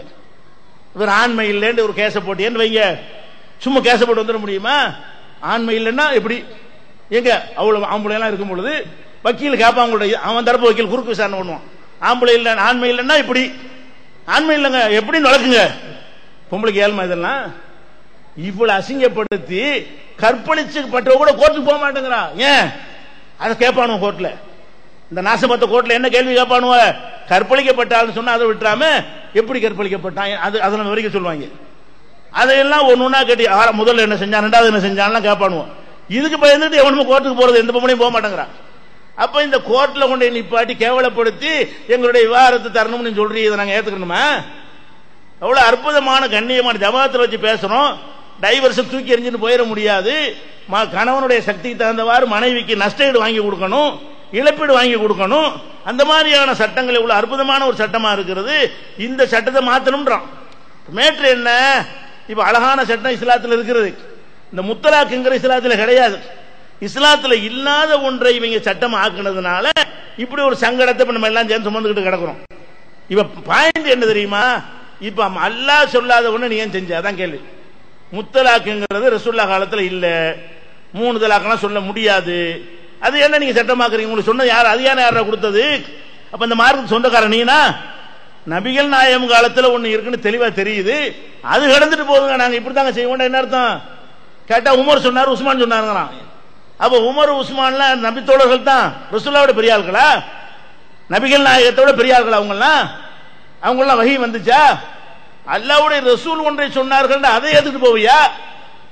அப்ப இவங்களா மார்க்கத்தில் உள்ள ஒன்றை கேவலப்படுத்துறது ஒரு காரணம். இன்னும் சொல்ல போனா இந்த அல்லாஹ் தான் மார்க்கத்துக்கு எஜமான்ங்கிறத விட்டதுனால வந்து இன்னொன்னு கவனிங்க. 3 வழக்கு போடப்பட்டிருக்கு சுப்ரீம் கோர்ட்ல இந்த தலாக் சம்பந்தமா. 2 வழக்கு இந்த முத்தலாக்கு மேட்டராச்சா. 3வது வழக்கு என்ன தெரியுமா? ஒரு அம்மா வழக்கு போடுது. என்ன வழக்குன்னு கேட்டா, ஒரு நாள் என் புருஷன் போன் வந்துச்சு, போனை எடுத்தேன், தலாக் தலாக்னு கை வச்சுட்டான். போன்ல தலாக்கு. எங்க வெளிநாட்டில் இருந்து பொண்டாட்டிக்கு வெளிநாட்டில் இருந்து கொண்டு அட நாய் தலாக்குன்னா வாழும் போது பஞ்சாயத்து பிரச்சனை தலாக்குன்னு அர்த்தம் இருக்கு. நீ எங்கேயே இருக்கு எங்கேயே இருக்கிறா. 2 பேரும் சேர்ந்து இருக்கவும் இல்லை, சகராறு வர்றதுக்கு வாய்ப்பும் இல்லை, அவசரமா போன்ல சொல்லணுங்கிற எந்த ஒரு அவசியமும் ஏற்படவும் இல்லை. இந்த கிறுக்கு பையன் நினைஞ்சிருக்கிறான், வெளிநாட்டில் உட்காந்துக்கிட்டு போன்ல சொன்னான் தலாக் தலாக் தலாக். உடனே இந்த அம்மா அஜர்த்து போய் கேட்டிருக்கு, என்னம்மா அஜர்த்து இந்த மாதிரி சொல்றாருன்னு. சொல்லிட்டாருல 3 சொல்லிட்டாருல முடிஞ்சு மேலாம். இவன் அஜர்த்து ஜமாத்துல போகுது. அந்த அம்மா அஜர்த்து சொல்லிட்டாருல 10 கொடுத்துடல மாதிரி என்ன நீங்க சேர முடியாது, முடிஞ்சு வச்சுக்காத, நீங்க பொண்டாட்டிங்களா ஒரு புருஷன் இல்லை போங்கட்டாங்க. அதுக்கு எதிராக அந்த அம்மா கேஸ் போட்டுருக்கு. 3 கேஸ்ல அது ஒரு கேஸ். எது கேஸ்? போன்ல தலாக்கு. ஏன்டா போன்ல தலாக்கு, SMS தலாக்கு, வாட்ஸ்அப் தலாக்கு, மின்னஞ்சல்ல தலாக்கு, இமெயில்ல தலாக்கு, தபால்ல தலாக்கு எழுதி அனுப்புவாங்க. இது மார்க்கத்தில் உண்டா? மார்க்கம் என்ன சொல்லுது? தலாக்கு சொன்னா பிடிக்கல என்று சொன்னா சும்மா எங்கே உட்கார்ந்து சொல்ல முடியாது. 2 சாட்சிகளை வைத்துக் கொண்டு அந்த சாட்சிகளுக்கு முன்னாடி ஜமாத்துக்கு முன்னாடி சொல்லணும். ஏன் நஷ்டம் வாங்கி தர வேண்டியிருக்கு ஜமாத்துல? 2 சாட்சி இருக்கணும். அந்த சாட்சி எல்லாம் தெரிஞ்சவனா இருக்கணும். எந்த எல்லாம் தெரிஞ்சிருக்கணும்? இந்த புருஷனுக்கு அவளுக்குள்ள விவகாரம் தெரிஞ்சிருக்கணும். முறைப்படி எல்லாம் அந்த தலாக்குக்கு முன்னாடி அறிவுரைலாம் சொல்லப்பட்டுச்சா, நடுவர்கள் வச்சு பேசி வார்த்தை நடந்துச்சா, அதுக்கு பிறகு ஒத்து வரலையா, அதுக்கு பிறகு தான் இவன் கூடுறானா, இதெல்லாம் தெரிஞ்ச பிறகுதான் சாட்சியா இருக்க முடியும். அப்ப 2 சாட்சிகள் முன்னிலையில வைத்து சொல்லணும்னு சொல்ற ஒரு விஷயத்தை தபால்ல கொடுத்தா சாட்சி ஆகுமா? அது போன்ல சொன்னா சாட்சி ஆகுமா? அப்ப இது மாதிரியான கிறுக்குத்தனமான அல்லாஹ்வுடைய அல்லாஹ் அந்த தலாக் விஷயத்தான் சொல்லி காட்டுறான். லா தத்தகிது ஆயாத்தில்லாஹி ஹுசுவா. அட என்னுடைய வசனங்களை சட்டங்களை கேலி ஆக்கிறாதேடாங்கறான் அல்லாஹ். தலாக் சட்டத்தெல்லாம் சொல்றான். தலாக் சட்டத்தை சொல்லிவிட்டு என்னுடைய சட்டங்களை நீங்கள் கேலி கூத்தாக்கிறாதேங்கறான். இவன் கேலி கூத்தாக்கிட்டு இருக்கான். SMS தலாக்கு, அது மாதிரி வாட்ஸ்அப் வீடியோ கான்பரன்ஸ் தலாக்கு. இவர் கேமரா போட்டு இங்க உட்காந்துருவாரு, பொன்னாடி அங்க இருக்கும், இவங்க உட்காந்து உன்னைய வந்து நான் தலாக்கு சொல்றேங்கிறான். இது எப்படி தலாக்காவும்? வீடியோ கான்பரன்ஸ் 2 பேரும் பார்த்தாலும் அது என்ன நிலையில் இருக்கிறாங்கன்னு கண்டுபிடிக்க இயலுமா? நான் தலாக்குன்னு சொல்றேன், என்னை சுத்தி பின்னாடி அங்க துப்பாக்கி வச்சு நின்றுட்டு இருப்பான், நான் தலாக்குன்னு சொல்லியிருப்பேன், அது சட்டமாயிருமா? அப்ப நேருக்கு நேரம் இருந்தா தான் யதார்த்தமான விஷயம் விளங்குமே தவிர எங்கேயும் இருந்துட்டு வீடியோல பார்த்து சொன்னா கூட செல்லாது. அப்படிப்பட்ட ஒரு மார்க்கத்தில் இவங்க இஷ்டத்துக்கு என்னத்தையாவது சொல்ல போய் நம்ம இவங்க சேர்த்துக்கிட்டு இவங்களுக்காக பதில் கொடுக்க வேண்டிய நிலைக்கு நம்ம ஆளாகிறோம். அப்ப மேட்ரு என்ன? அல்லாஹ் சொன்னதை தாண்டி போகும்போதெல்லாம் இந்த மாதிரி ஒரு இழிவை, அவமானத்தை, சங்கடங்களை எல்லாம் ஏற்படுத்தி கொண்டே இருக்கிறான். அதை பார்க்கிறோம். அடுத்ததா பாருங்க, இன்னொரு கேட்கிறான், குல் நபிகள் நீங்க கேளுங்கள், மன் ஹர்ரம ஸீனத்தல்லாஹி அல்லத்தி அஹ்ரஜ லி இபாதி, தன் அடியார்களுக்காக வேண்டி அல்லாஹ் உற்பத்தி செய்திருக்கிற பூமியிலிருந்து உற்பத்தி செய்திருக்கிற கவர்ச்சியான அழகான பொருள்களை எல்லாம் ஹராமாக்குனவன் யாரு? ஓ தையிபாத்தி மின ரிஸ்கி, தூய்மையான உணவுகளை எல்லாம் ஹராமாக்குறவன் யார் அப்படின்னு அல்லாஹ் குர்ஆன்ல கேட்கிறான்.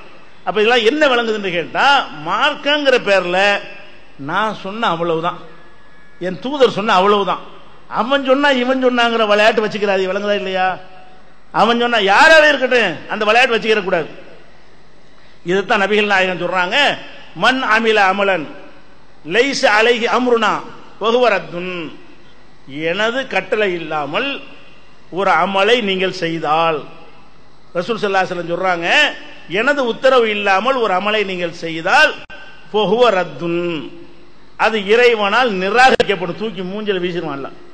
ரசூலுல்லாஹ் சொல்லாத ஒன்றை நீங்களா செஞ்சீங்கன்னு வைய, அது என்னவாயிரும்? அது ரத்து செய்யப்பட்டு விடும் அப்படிங்கிறாங்க. மன் அஹதத ஃபீ அம்ரினா ஹாதா மா லைஸ மின்ஹு ஃபஹுவ ரத்துன். இந்த மார்க்கத்தில் இல்லாத ஒன்றை எவனாவது உண்டாக்குவானேயானால் அதுவும் அல்லாஹ்வால் நிராகரிக்கப்படும். இதை விளங்கி இருந்தா இன்னைக்கு மார்க்கத்தின் பெயரால் உள்ள அனாச்சாரம் நடக்குமா? ஒரு சின்ன உதாரணம் எடுத்துக்கொள்ளுங்க. இப்ப நம்ம தமிழக முதல்வர் ஜெயலலிதா அவர்கள் உடல்நிலை சரியில்லாம மருத்துவமனையில் இருக்கிறாங்க. அது என்ன உடல்நிலை என்னன்னு யாருக்கும் தெரியல, நம்ம பேசவும் தேவையில்லை. உடல்நிலை சரியில்லைங்கிற மட்டும் தெரிஞ்சா போதும். வழங்குதா? ஒரு நோயாளி அவரா சொல்ல விரும்பாட்டி அறிந்து கொள்ள வேண்டும், ஆர்வப்பட தேவை கிடையாது. உடம்பு சரியில்லை. இப்படி உடம்பு சரியில்லைன்னு சொன்னா அவங்களுக்காக நம்ம துவா செய்யலாமான்னா யாருக்காவனும் செய்யலாம். துவா என்பது முஸ்லீமுக்கு தான் செய்ய அவசியம் கிடையாது. உங்களுக்கு தெரிஞ்ச ஒரு ராமசாமி இருக்காரு, அவருக்கு பண கஷ்டம் இருக்கேங்கிறாரு, இறைவா அவர் கஷ்டத்தை போக்குன்னு கேட்கலாம். அல்லது உங்களுக்கு தெரிஞ்ச கந்தசாமி நோயாளியா இருக்காரு, இறைவா அவருக்கு நோயை குணமாக்கு அப்படின்னு கேட்கலாம்.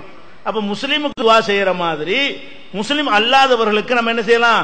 துவா செய்வதற்கு மார்க்கத்தில் அனுமதி இருக்கிறது. என்ன துவா செய்யக்கூடாது? இறைவா அவருக்கு சொர்க்கத்தை கொடுன்னு கேட்டக்கூடாது. ஏன்? சொர்க்கம் அந்த கிடையாது டிக்ளேர் பண்ணிட்டான். இறைவனை ஏற்றுக்கொண்ட மக்களுக்கு தான் சொர்க்கமே தவிர உலகத்துடைய விஷயங்களை கேட்கலாம். அவரே நம்பல, அவருக்கு நீ சொர்க்கத்தை கேட்க போறிய? நம்ம முதலமைச்சரோ முன்னாள் முதலமைச்சரோ சொர்க்கத்தை அவர் நம்பல, நம்ம நம்புற சொர்க்கத்தை அவர் நம்பவில்லை. அவங்களுக்கு போய் அதை போய் கேட்க தேவையில்லை. என்ன கேட்கலாம்? இறைவா கருணாநிதி அவர்களுக்கு குணமாக்கு, ஜெயலலிதா அவர்களுக்கு குணமாக்கு, ராகுல் காந்தி குணமாக்கு, நீங்க விரும்பினா என்ன செய்யலாம்? அவருக்கு குணமாக நீங்க ஆசைப்பட்டீங்கன்னு சொன்னா யாரும் யாருக்காக வேண்டியும் துவா செய்யலாம். அப்துல் கார் கேட்கிற மாதிரி கேட்கலாம். இது மார்க்கத்தில் உள்ள ஒரு விஷயம், தாராளமா செய்யலாம். அதே நேரத்தில் இப்ப உடம்பு சரியில்லைன்னு என்ன செய்யறாங்க? அப்போலோ ஆஸ்பத்திரி நின்றுட்டு ஜெயலலிதா படத்தை எல்லாம் வச்சுக்கிட்டு அதுக்கு பாத்தியா வர்றாங்க. அடே, ஒரு துவா செய்யறதுக்கு அனுமதி இருக்குன்னா துவா செஞ்சுட்டு போக வேண்டியதானே? அதுக்கு என்ன செய்யறாங்க? மார்க்கத்தில் இஷ்டத்துக்கு எவன்லாம் செய்யலாம் நீங்க விட்டீங்கன்னா எங்க கொண்டு விடு? ஜெயலலிதா படத்தை வணங்குற மாதிரி ஜெயலலிதா படத்தை கொண்டு வச்சு ஆளால் கையில் வச்சுட்டு இருக்காங்க. இவன் துவா செய்யறது அம்மா பார்த்து கேட்கறான், நல்லா பார்த்து கேட்கறான்னு தெரிய மாட்டேங்குது. ஏத்தாப்புல அம்மா படம் கையை யாழ்லாங்கிறான், இவன் யாழ்லான்னு அம்மா கூப்பிடுறானா என்ன தெரியல. இந்த மாதிரி உருவப்படங்களை வைத்துக் கொண்டு இப்படியாக ஆஸ்பத்திரிக்கு முன்னாடி நின்று ஒன்று செய்வது நமக்கே தெரியுது, நடிப்புக்கு செய்யறாங்க. இவன் ஜெயலலிதாவுக்கு அக்கறை துவா செய்யறா இருந்தா யாருக்கும் தெரியாம செஞ்சு போயிடலாம். யாருக்கும் தெரியாம செய்யறது தான் அல்ல ஏத்துக்கிறவான்னு இருக்கு மார்க்கத்தில். அதனால தௌஹீத் ஜமாத் மட்டும் ஆஸ்பத்திரி போகவே இல்லை, எல்லாம் போய் ஆஸ்பத்திரியை விசாரிச்சுட்டு வர்றாங்க. அம்மா விசாரிக்கல, எல்லாம் ஆஸ்பத்திரியை நான் விசாரிச்சுட்டு வந்துட்டு இருக்காங்க. அனைவரும் போய் என்ன செய்யறாங்க? ஆஸ்பத்திரிக்கு போறாங்க. ஆஸ்பத்திரி நல்லா இருக்கிறியா என்று கேட்டு வந்து கொண்டிருக்கிறார்கள். அம்மா போய் ஒருத்தருக்கு ஏற்ற மாதிரி தெரியல. நாம தௌஹீத் ஜமாத் மட்டும் போகல. ஏன் போகல? தௌஹீத் ஜமாத்தில் உள்ளவர்களுக்கு அபிமானம் இருந்து அவங்க துவா செஞ்சுக்கிடுவாங்க. யாரெல்லாம் அவங்களுக்கு குணமாக்கு, அவங்க சில நன்மை செய்தால் நினைச்சோமே ஆனால் துவா செய்து கொள்ளலாம். அதுக்கு அனுமதி இருக்கிறது. அது லஹருல் கைப்ல அவருக்கு தெரியாத விதத்தில் துவா செய்வதுதான் இறைவன் ஏற்றுக்கொள்ளப்படும் என்பதாக ஹதீசுகள் இருக்கிறது. இவங்க அரசியலுக்காக வேண்டி நாளைக்கு போய் வார்டு சீட்ல நிக்கிறதுக்காக வேண்டி நான் தான் துவா செஞ்சாங்க. இந்த இருக்கு படம், நான் தான் உங்களுக்கு துவா செஞ்சேன் அப்பள வாசல்ல, இதுக்காக வேண்டி போனது துவா செய்யறதுக்காக போனாங்க. துவா செய்யறதுக்கு போக கிடையாது. இவன் அப்படி செஞ்சுட்டானா இன்னொருத்தர் என்ன செஞ்சாங்க? இது பத்தலைன்னு சொல்லிட்டு அம்மாவுக்காக வேண்டி அப்போலோ ஆஸ்பத்திரியில் 3 நாளைக்கு நோன்பு இருக்கிறாங்க. 3 நாள் நோம்பு. ஏன் நீ இப்ப நோம்பு உண்டாக்கி வச்ச? நீ குரான்ல உள்ளதா மார்க்க, ஹதீஸ்ல மார்க்க உண்டாயிருக்குமா? நீ பராத்து நோம்பு இஷ்டத்துக்கு உண்டாக்குன, மேராஜ் நோம்பு புதுசு புதுசா உண்டாக்குன, வாயில நாவூர் ஆண்டவருக்கு நோம்புன்னு வச்ச, 16 செய்யதுக்கு நோம்பு வைக்கலான்னு சொன்ன. அப்ப இந்த மாதிரியான நோம்புகள் எல்லாம் புதுசு புதுசா நீ உண்டாக்க போய் என்ன செஞ்சு எத்தனையோ நோம்புல இது நடந்துட்டு போகுது. முழுக்க நினைஞ்சோன்னு முக்காடு இதுக்குன்னு நனையாம இருக்கிறவங்க முக்காடு போட்டுடலாம். முழுசா நினைஞ்சு அப்புறம் முக்காடு என்ன? தலைக்கு மேல வெள்ளம் போயிடுச்சு, ஜானு போனா என்ன முளம் போனா என்ன? தலைக்கு மேல வெள்ளம் போட்டு ஆள் அவுட்டு, இல்ல உர்ஜான் தான் போச்சு, ஒரு முழம் தான் போச்சு. எவ்வளவு பண்ணா ஆள் குளஸ் தானடா, தலைக்கு மேல வெள்ளம் போனா எல்லாம் ஒண்ணுதானே. போயாச்சு, மார்க்கத்தோடு தாண்டியாச்சு, இஷ்டத்துக்கு சொல்லணும்னு முடிவு பண்ணியாச்சு. அப்புறம் ஜெயலலிதாக்கு 3 போச்சா என்ன, வாஜ்பாய்க்கு 40 போச்சானா, எல்லாம் ஒண்ணுதான்.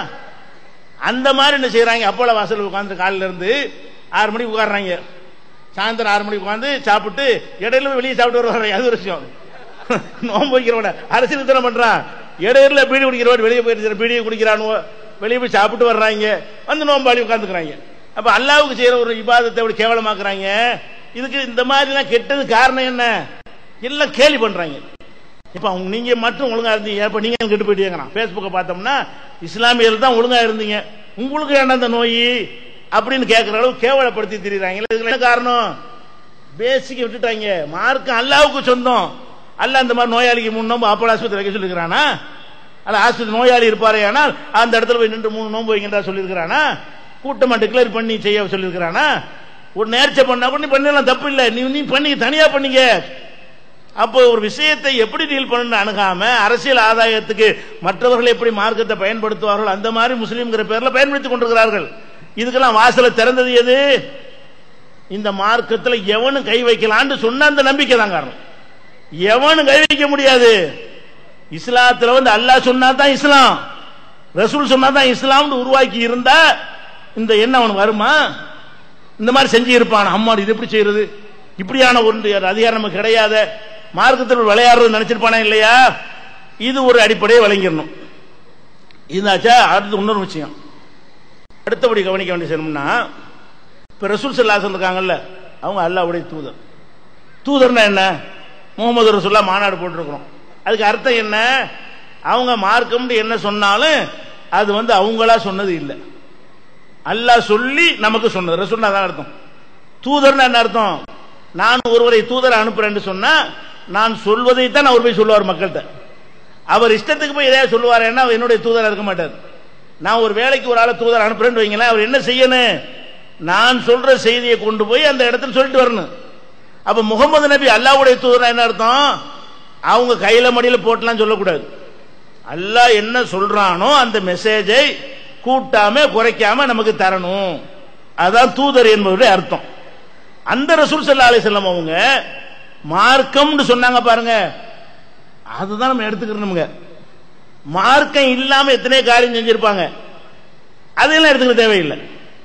மார்க்கம் என்கிற சொல்லி நமக்கு செஞ்சாங்க பாருங்க, அதைத்தான் நம்ம மார்க்கத்தில் உள்ள இபாதத்தா எடுத்துக்கொள்வோமே தவிர மார்க்கம் இல்லாத செய்த காரியங்களை எல்லாம் அதை எடுத்துக்கொள்ள தேவையே கிடையாது. உதாரணமாக இப்ப நபிகள் நாயகம் ஸல்லல்லாஹு அலைஹி வஸல்லம் வாழும்போது அவங்க வந்து கோதுமை உணவு தான் சாப்பிட்டாங்க, சரியா. அரிசி அந்த நாட்டில் கிடையாது. நம்ம சோறு இட்லிலாம் ரசூலுல்லாஹ் பார்த்ததே கிடையாது. இட்லி தோசை சோறுலாம் அரிசி வேணும்ல, அரிசி எங்க கிடையாது தானே. கோதுமையில உள்ள சில ரொட்டிகளை வந்து சாப்பிட்டுருக்காங்களே தவிர அரிசி சாப்பிட்டது இல்லை. அப்ப நபிகள் நாயகம் ஸல்லல்லாஹு அலைஹி வஸல்லம் அவர்கள் கோதுமை தான் சாப்பிட்டார்கள் என்ற காரணத்தினால் கோதுமை சாப்பிட்ற சுன்னத்துன்னு யாராவது சொல்லுவாங்களா? ரசூலுல்லாஹ் கோதுமை உணவு சாப்பிட்டது நிஜம், ஆனால் கோதுமை சாப்பிட்ற சுன்னத்து கிடையாது. ஏன், அந்த கோதுமையை சாப்பிட்டது மார்க்கம் என்கிற அடிப்படையில் அவங்க செய்யல. 40 வயசுல நபி ஆகுறாங்க, 40 வயசுக்கு முன்னாடி கோதுமை சாப்பிடலையா? அப்ப நபி அடிப்படையில் செய்யல. நபி அடிப்படையில் செய்து இருந்தால் 40 வயசு வரைக்கும் கோதுமை தொடாம இருந்து நபியான பிறகு முகமதே கோதுமை சாப்பிடு அப்படின்னு சொல்லி சாப்பிட்டு இருந்தா தான் மார்க்கமாகும். நபிகள் நாயகம் ஸல்லல்லாஹு அலைஹி வஸல்லம் அந்த கோதுமை உணவை சாப்பிட்டது வந்து நபி என்கிற அடிப்படையில் அல்ல, ஊர் வழக்கம் என்ற அடிப்படையில் சாப்பிட்டார்கள். நபியாவதுக்கு முந்தியும் சாப்பிட்டார்கள், அவங்களுடைய எதிரிகளும் சாப்பிட்டார்கள். ரசூலுல்லாஹ் மட்டும் தான் கோதுமை சாப்பிட்டாங்களா? அபூஜஹல் என்ன சாப்பிட்டான்? அவனை தான் சாப்பிட்டான். அந்த நாட்டில் என்ன உணவு கிடைத்ததோ அதை சாப்பிட்டார்களே தவிர நபி என்கிற அடிப்படையில் வஹி என்ற அடிப்படையில் சாப்பிடல. அதனால ரசூலுல்லாஹ் கோதுமை சாப்பிட்டாலும் அது சுன்னத்துன்னு யாரும் சொல்லக்கூடாது. ஏன், இங்க இருந்தா ரசூல் அரிசி சாப்பிட்டுருப்பாங்க, அங்க இருந்தா கோதுமை சாப்பிட்டுருவாங்க. இப்படிதான் விளங்கிக்கணுமே தவிர மார்க்கம் உள்ள விஷயத்துக்கு மட்டும்தான் நம்ம பின்பற்றணும். ரசூலுல்லாஹ் இப்படி இருக்குது. ரசூலுல்லாஹ் பிரயாணம் பூரா எதுல போனாங்க? ஒட்டகத்துல போனாங்க. ஹஜ் கையில போனாங்க, ஒட்டகத்துல போனாங்க. ஒட்டகத்துல ஹஜ்ஜில் போற சுன்னத்தாப்ப போய் ஃபிளைட்ல போறீங்க. ரசூலுல்லாஹ் ஒட்டகத்துல போனாங்க. ஒட்டகத்துல போனாங்கன்னா அந்த காலத்துல இருந்த வாகனம் ஒட்டகம், அவ்வளவுதான். ரசூலுல்லாஹ் நபி ஆவறதுக்கு முன்னாடி ஒட்டகத்துல போனாங்கல்ல, அப்ப நபினால அந்த ஒட்டகத்துல ஏறல, ரசூலுல்லாஹ்வுடைய எதிரிகளும் ஒட்டகத்துல போனாங்க, போருக்கு ரசூலுல்லாஹ்வும் போருக்கு ஒட்டகத்துல போனாங்க, எதிரி கூட்டம் ஒட்டகத்துல வந்தாங்க.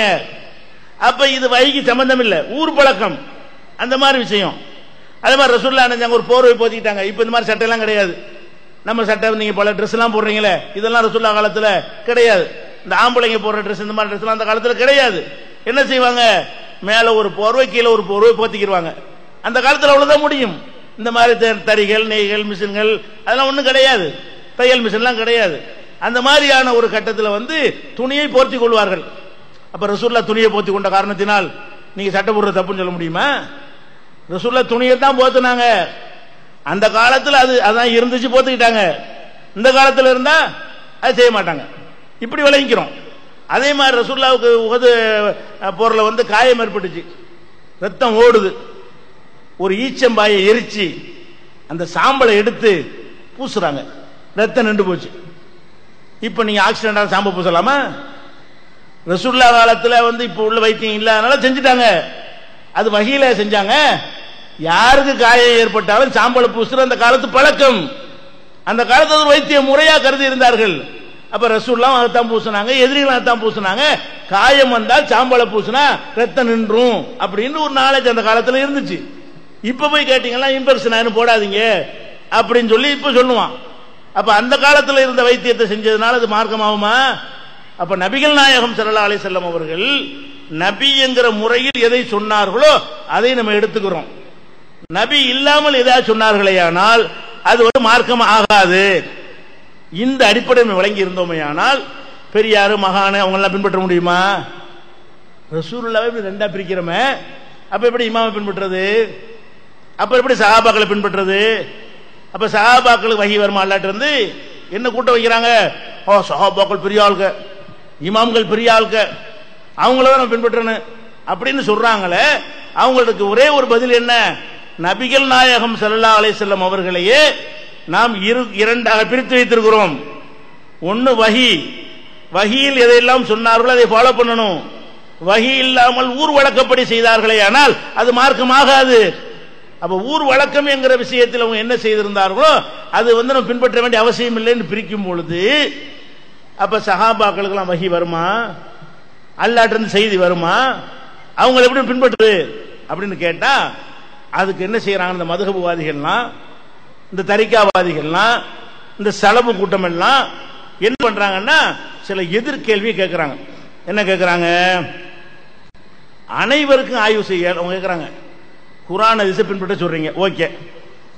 நாங்க சாதாரண பாமர மக்கள், குர்ஆனை போய் நாங்க எங்க போய் பார்க்கறது, ஹதீஸ் எங்க போய் பார்க்கறது, நாங்க ஆராய்ச்சி பண்ண இயலுமா? உங்கள்ட்ட வந்து சொல்லுவாங்க எப்படி இந்த அஜர்த்துமார்கள்லாம் குர்ஆன் ஹதீஸ் படி போயிடாதீங்க. என்ன காரணம்? நீங்க எல்லாம் பாமர ஆளுக்க, பண்டிதர்கள் கிடையாது, உங்களுக்கெல்லாம் விளங்காது, சாதாரண மக்கள் எல்லாம் குர்ஆன் ஹதீஸை பின்பற்ற முடியாது. அதுக்காகத்தான் இமாம்கள் வகுத்து ஆய்வு பண்ணி நமக்கு அது சரியானதை புரிந்து நமக்கு எளிமையாக்கி தந்திருக்கிறார்கள். குர்ஆன் ஹதீஸ்ங்கிறது கோதுமை மாவு மாதிரியா, இமாம்கள் தான் அதை அரைச்சி திருவி எல்லாம் தூசி எல்லாம் எடுத்துவிட்டு ரொட்டியை தட்டி உங்களுக்கு தர்றாங்களாம். அப்ப நீ போய் உனக்கு ரொட்டி சுட தெரியாத ஆள் போய்கிட்டு கோதுமையை தின்ற சரியா வருமா? குர்ஆன் ஹதீஸ் தான் பேசிக்கு, அது கோதுமை. ஆனா கோதுமையை எல்லாரும் போய் திங்க முடியுமா? சமைக்க தெரியணும். அதெல்லாம் சமைச்சு இமாம்கள் என்ன செய்யறாங்க? உங்களுக்கு அழகா சலிச்சு கழிச்சிட்டு ரொட்டி அவங்கள்ட்ட கொண்டா தந்திருக்கிறாங்க.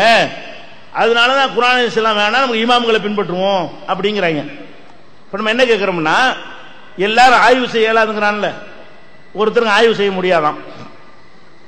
சரி, ஆய்வு செய்ய முடியாதுங்கிறீங்கள, ஆய்வு செய்ய முடியல என்று சொன்னா இப்ப 4 மதுஹப் இருக்குங்கிறாங்க. ஷாபி, ஹனபி, மாலிகி, ஹம்பலி 4 இருக்குங்கிறான். 4இல் ஒன்றை பின்பற்ற வேணும்னு சொல்றான். இந்த 4இல் ஒன்றை பின்பற்றணும் என்பதற்கு ஆய்வு செய்யணுமா இல்லையா? 4இல் ஒன்றை மக்கள்கிட்ட வந்து என்ன சொல்றான்னா 4ல ஏதாவது பின்பற்றுங்கிறான். அப்ப என்ன செய்ய வேண்டியிருக்கு? இது சரியா, அது சரியா, ஹம்பலி சரியா, மாலிகி சரியான்னு ஆய்வு பண்ணாதான் ஒன்னு தேர்ந்தெடுக்க முடியும். ஆய்வு செய்ய 7 ஆண்டு கேட்கறான். 7 ஆண்டு கேட்டுவிட்டு 4ல ஒன்னு பின்பற்றுங்கிறான். ஒன்னே ஒன்ன பின்பற்ற நீ சொன்னால் அந்த வாதம் சரியா நிக்கும். நீனே என்ன சொல்றேன்னு கேட்டா 4இல் ஒன்றை பின்பற்றணுங்கிற. 4இல் ஒன்றை பின்பற்றணும் என்று சொன்னா 4 எடை போடணுமா இல்லையா? அவனே ஒத்துக்கிறான், மக்களுக்கு ஆய்வு செய்ய முடியும். ஷாபி, ஹனவி, மாலிகி, ஹம்பலி எல்லாம் பார்த்து விட்டு எனக்கு ஷாபி தான் சரி, எனக்கு ஹம்பலி தான் சரி, எனக்கு மாலிகி தான் சரி என்று மதுஹபை ஆய்வு செய்து ஒரு மதுஹபை தேர்ந்தெடுக்க முடியுமா? ஏண்டா அது முடியும்டா, ஏன்டா ஹதீஸ முடியாது? 4 மதுஹப்ல உன்னை பின்பற்ற முடியும் என்று சொன்னா ஏன் ஹதீஸ்ல பார்த்து ஆயத்துக்களை பார்த்து ஏன் முடிவுக்கு வர முடியாது? போய் சொல்றாங்க. அது போக இப்ப எடுத்துக்கிறீங்களேன், பரேலவின்னு ஒருத்தன் இருக்கிறான், தேவபந்தின்னு இருக்கிறான், ஒருத்தன் பரேலவி கட்சியில் இருக்கிறான், ஒருத்தன் தேவபந்தி கட்சியில் இருக்கிறான். இது எப்படி இருக்கிற? ஏதோ ஒரு முடிவு பண்ணி தானே போயிருக்கிற. அவன் சொல்றதையும் கேட்கிற, இவன் சொல்றதையும் கேட்கிற.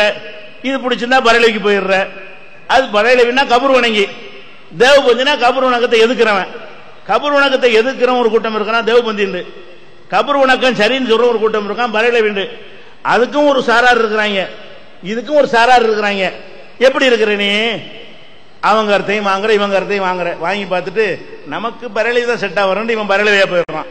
நமக்கு தேவபந்து செட் ஆகும், அவன் தேவபந்தியா போயிடுறான். அப்ப என்ன வழங்குது? நீ தானே ஆய்வு பண்ற. ஆய்வு பண்ண இயலாதுங்கிற அப்புறம் ஏன் ஒருத்தன் பரேலவி இருக்கிறது? அவ்வளவு பேர் பரேலவி ஆயிரி, அல்ல அவ்வளவு பேர் ஹனபி ஆயிரி, அவ்வளவு பேர் தேவபந்தி ஆயிரி. இல்லாட்டி எல்லாரும் ஒண்ணுல இருந்து சொன்னா ஆய்வு பண்ண இயலன்னு சொல்லலாம். எத்தனை குரூப் இருக்கிறது? நக்சபந்தியாங்கிறான், சூரவதியாங்கிறான், சாதிலியாங்கிறான், காதிரியாங்கிறான், அதுக்காக தப்லீக்குங்கிறான், தப்லீக் எதிர்ப்புங்கிறான். இப்படி பல வகையா பிரிஞ்சு கிடந்துகிட்டு அதுல ஒன்றை சூஸ் பண்ணி எடுப்பாங்களாம். எதை எடுக்க மாட்டாங்களாம்? ஒருத்தன் ஹதீஸுங்கிறான், ஒருத்தன் ஹதீஸ் இல்லைங்கிறான். ஹதீஸை கண்டுபிடிக்க தெரியாதப்ப. அப்ப ஹதீஸ்ல உள்ளபடி பின்பற்றுறான் என்று சொல்வதை ஆய்வு செய்ய எனக்கு இயலாது, கண்ட கண்ட குப்பையும் ஆராய்ச்சி பண்ணிடுவாங்கிறான்.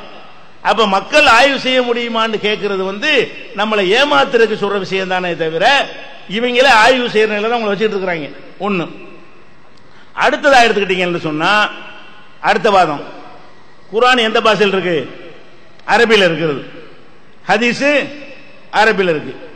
உங்க தாய்மொழி அரபி இல்ல, உங்களுக்கு அரபி தெரியாது, அதை கொண்டாந்து போடுவாங்க. குர்ஆனை பின்பற்றான்னு சொன்னா, ஹதீஸை பின்பற்றான்னு சொன்னா இந்த அஜத்மா என்ன பண்ணுவான்? ஏங்க குர்ஆன் உனக்கு பின்பற்றமா? உனக்கு அரபி தெரியுமா? குர்ஆனை வாசி உனக்கு அர்த்தம் புரியுமா? ஹதீஸை வாசி உனக்கு அர்த்தம் புரியுமா? அப்ப அரபியில் குர்ஆன் ஹதீஸ் இருக்கும் பொழுது அரபி தெரியாதவன் எப்படி அதை பின்பற்றுவது? அதுக்கு தான் இமாம்கள் அப்படிங்கிறான். குர்ஆன் ஹதீஸ் அரபியில இருக்குதான், அதனால பின்பற்ற முடியலையா, அதனால இமாம்களை பின்பற்றுவாங்களாம் அப்படிங்கிறியே. சரி ஒத்துக்குருவோம், இமாம்களை பின்பற்றன்னு சொல்றீல. நீ சொல்ற 4 இமாமும் தமிழ்ல புத்தகம் எழுதுனாங்க. இவன் சொல்றது அந்த சாபி இமாம்ங்கிறானே, அவர் புத்தகம்லாம் எந்த பாஷையில் இருக்கு? அரபில தான் இருக்கு. அபு ஹனீஃபா இமாம்ங்கிறான், அவருடைய மதுஹபுடைய கிதாப்லாம் எதுல இருக்குது? அரபில இருக்கு. மாலிகி மதுஹப் கிதாப்லாம் அரபில தான் இருக்கு. ஹம்பலி கிதாப்லாம் அரபில தான் இருக்கு. மதுஹபும் அரபில தானே இருக்குது. அப்ப அதை பின்பற்ற சொல்ற? அப்ப நீ என்ன சொல்லணும்?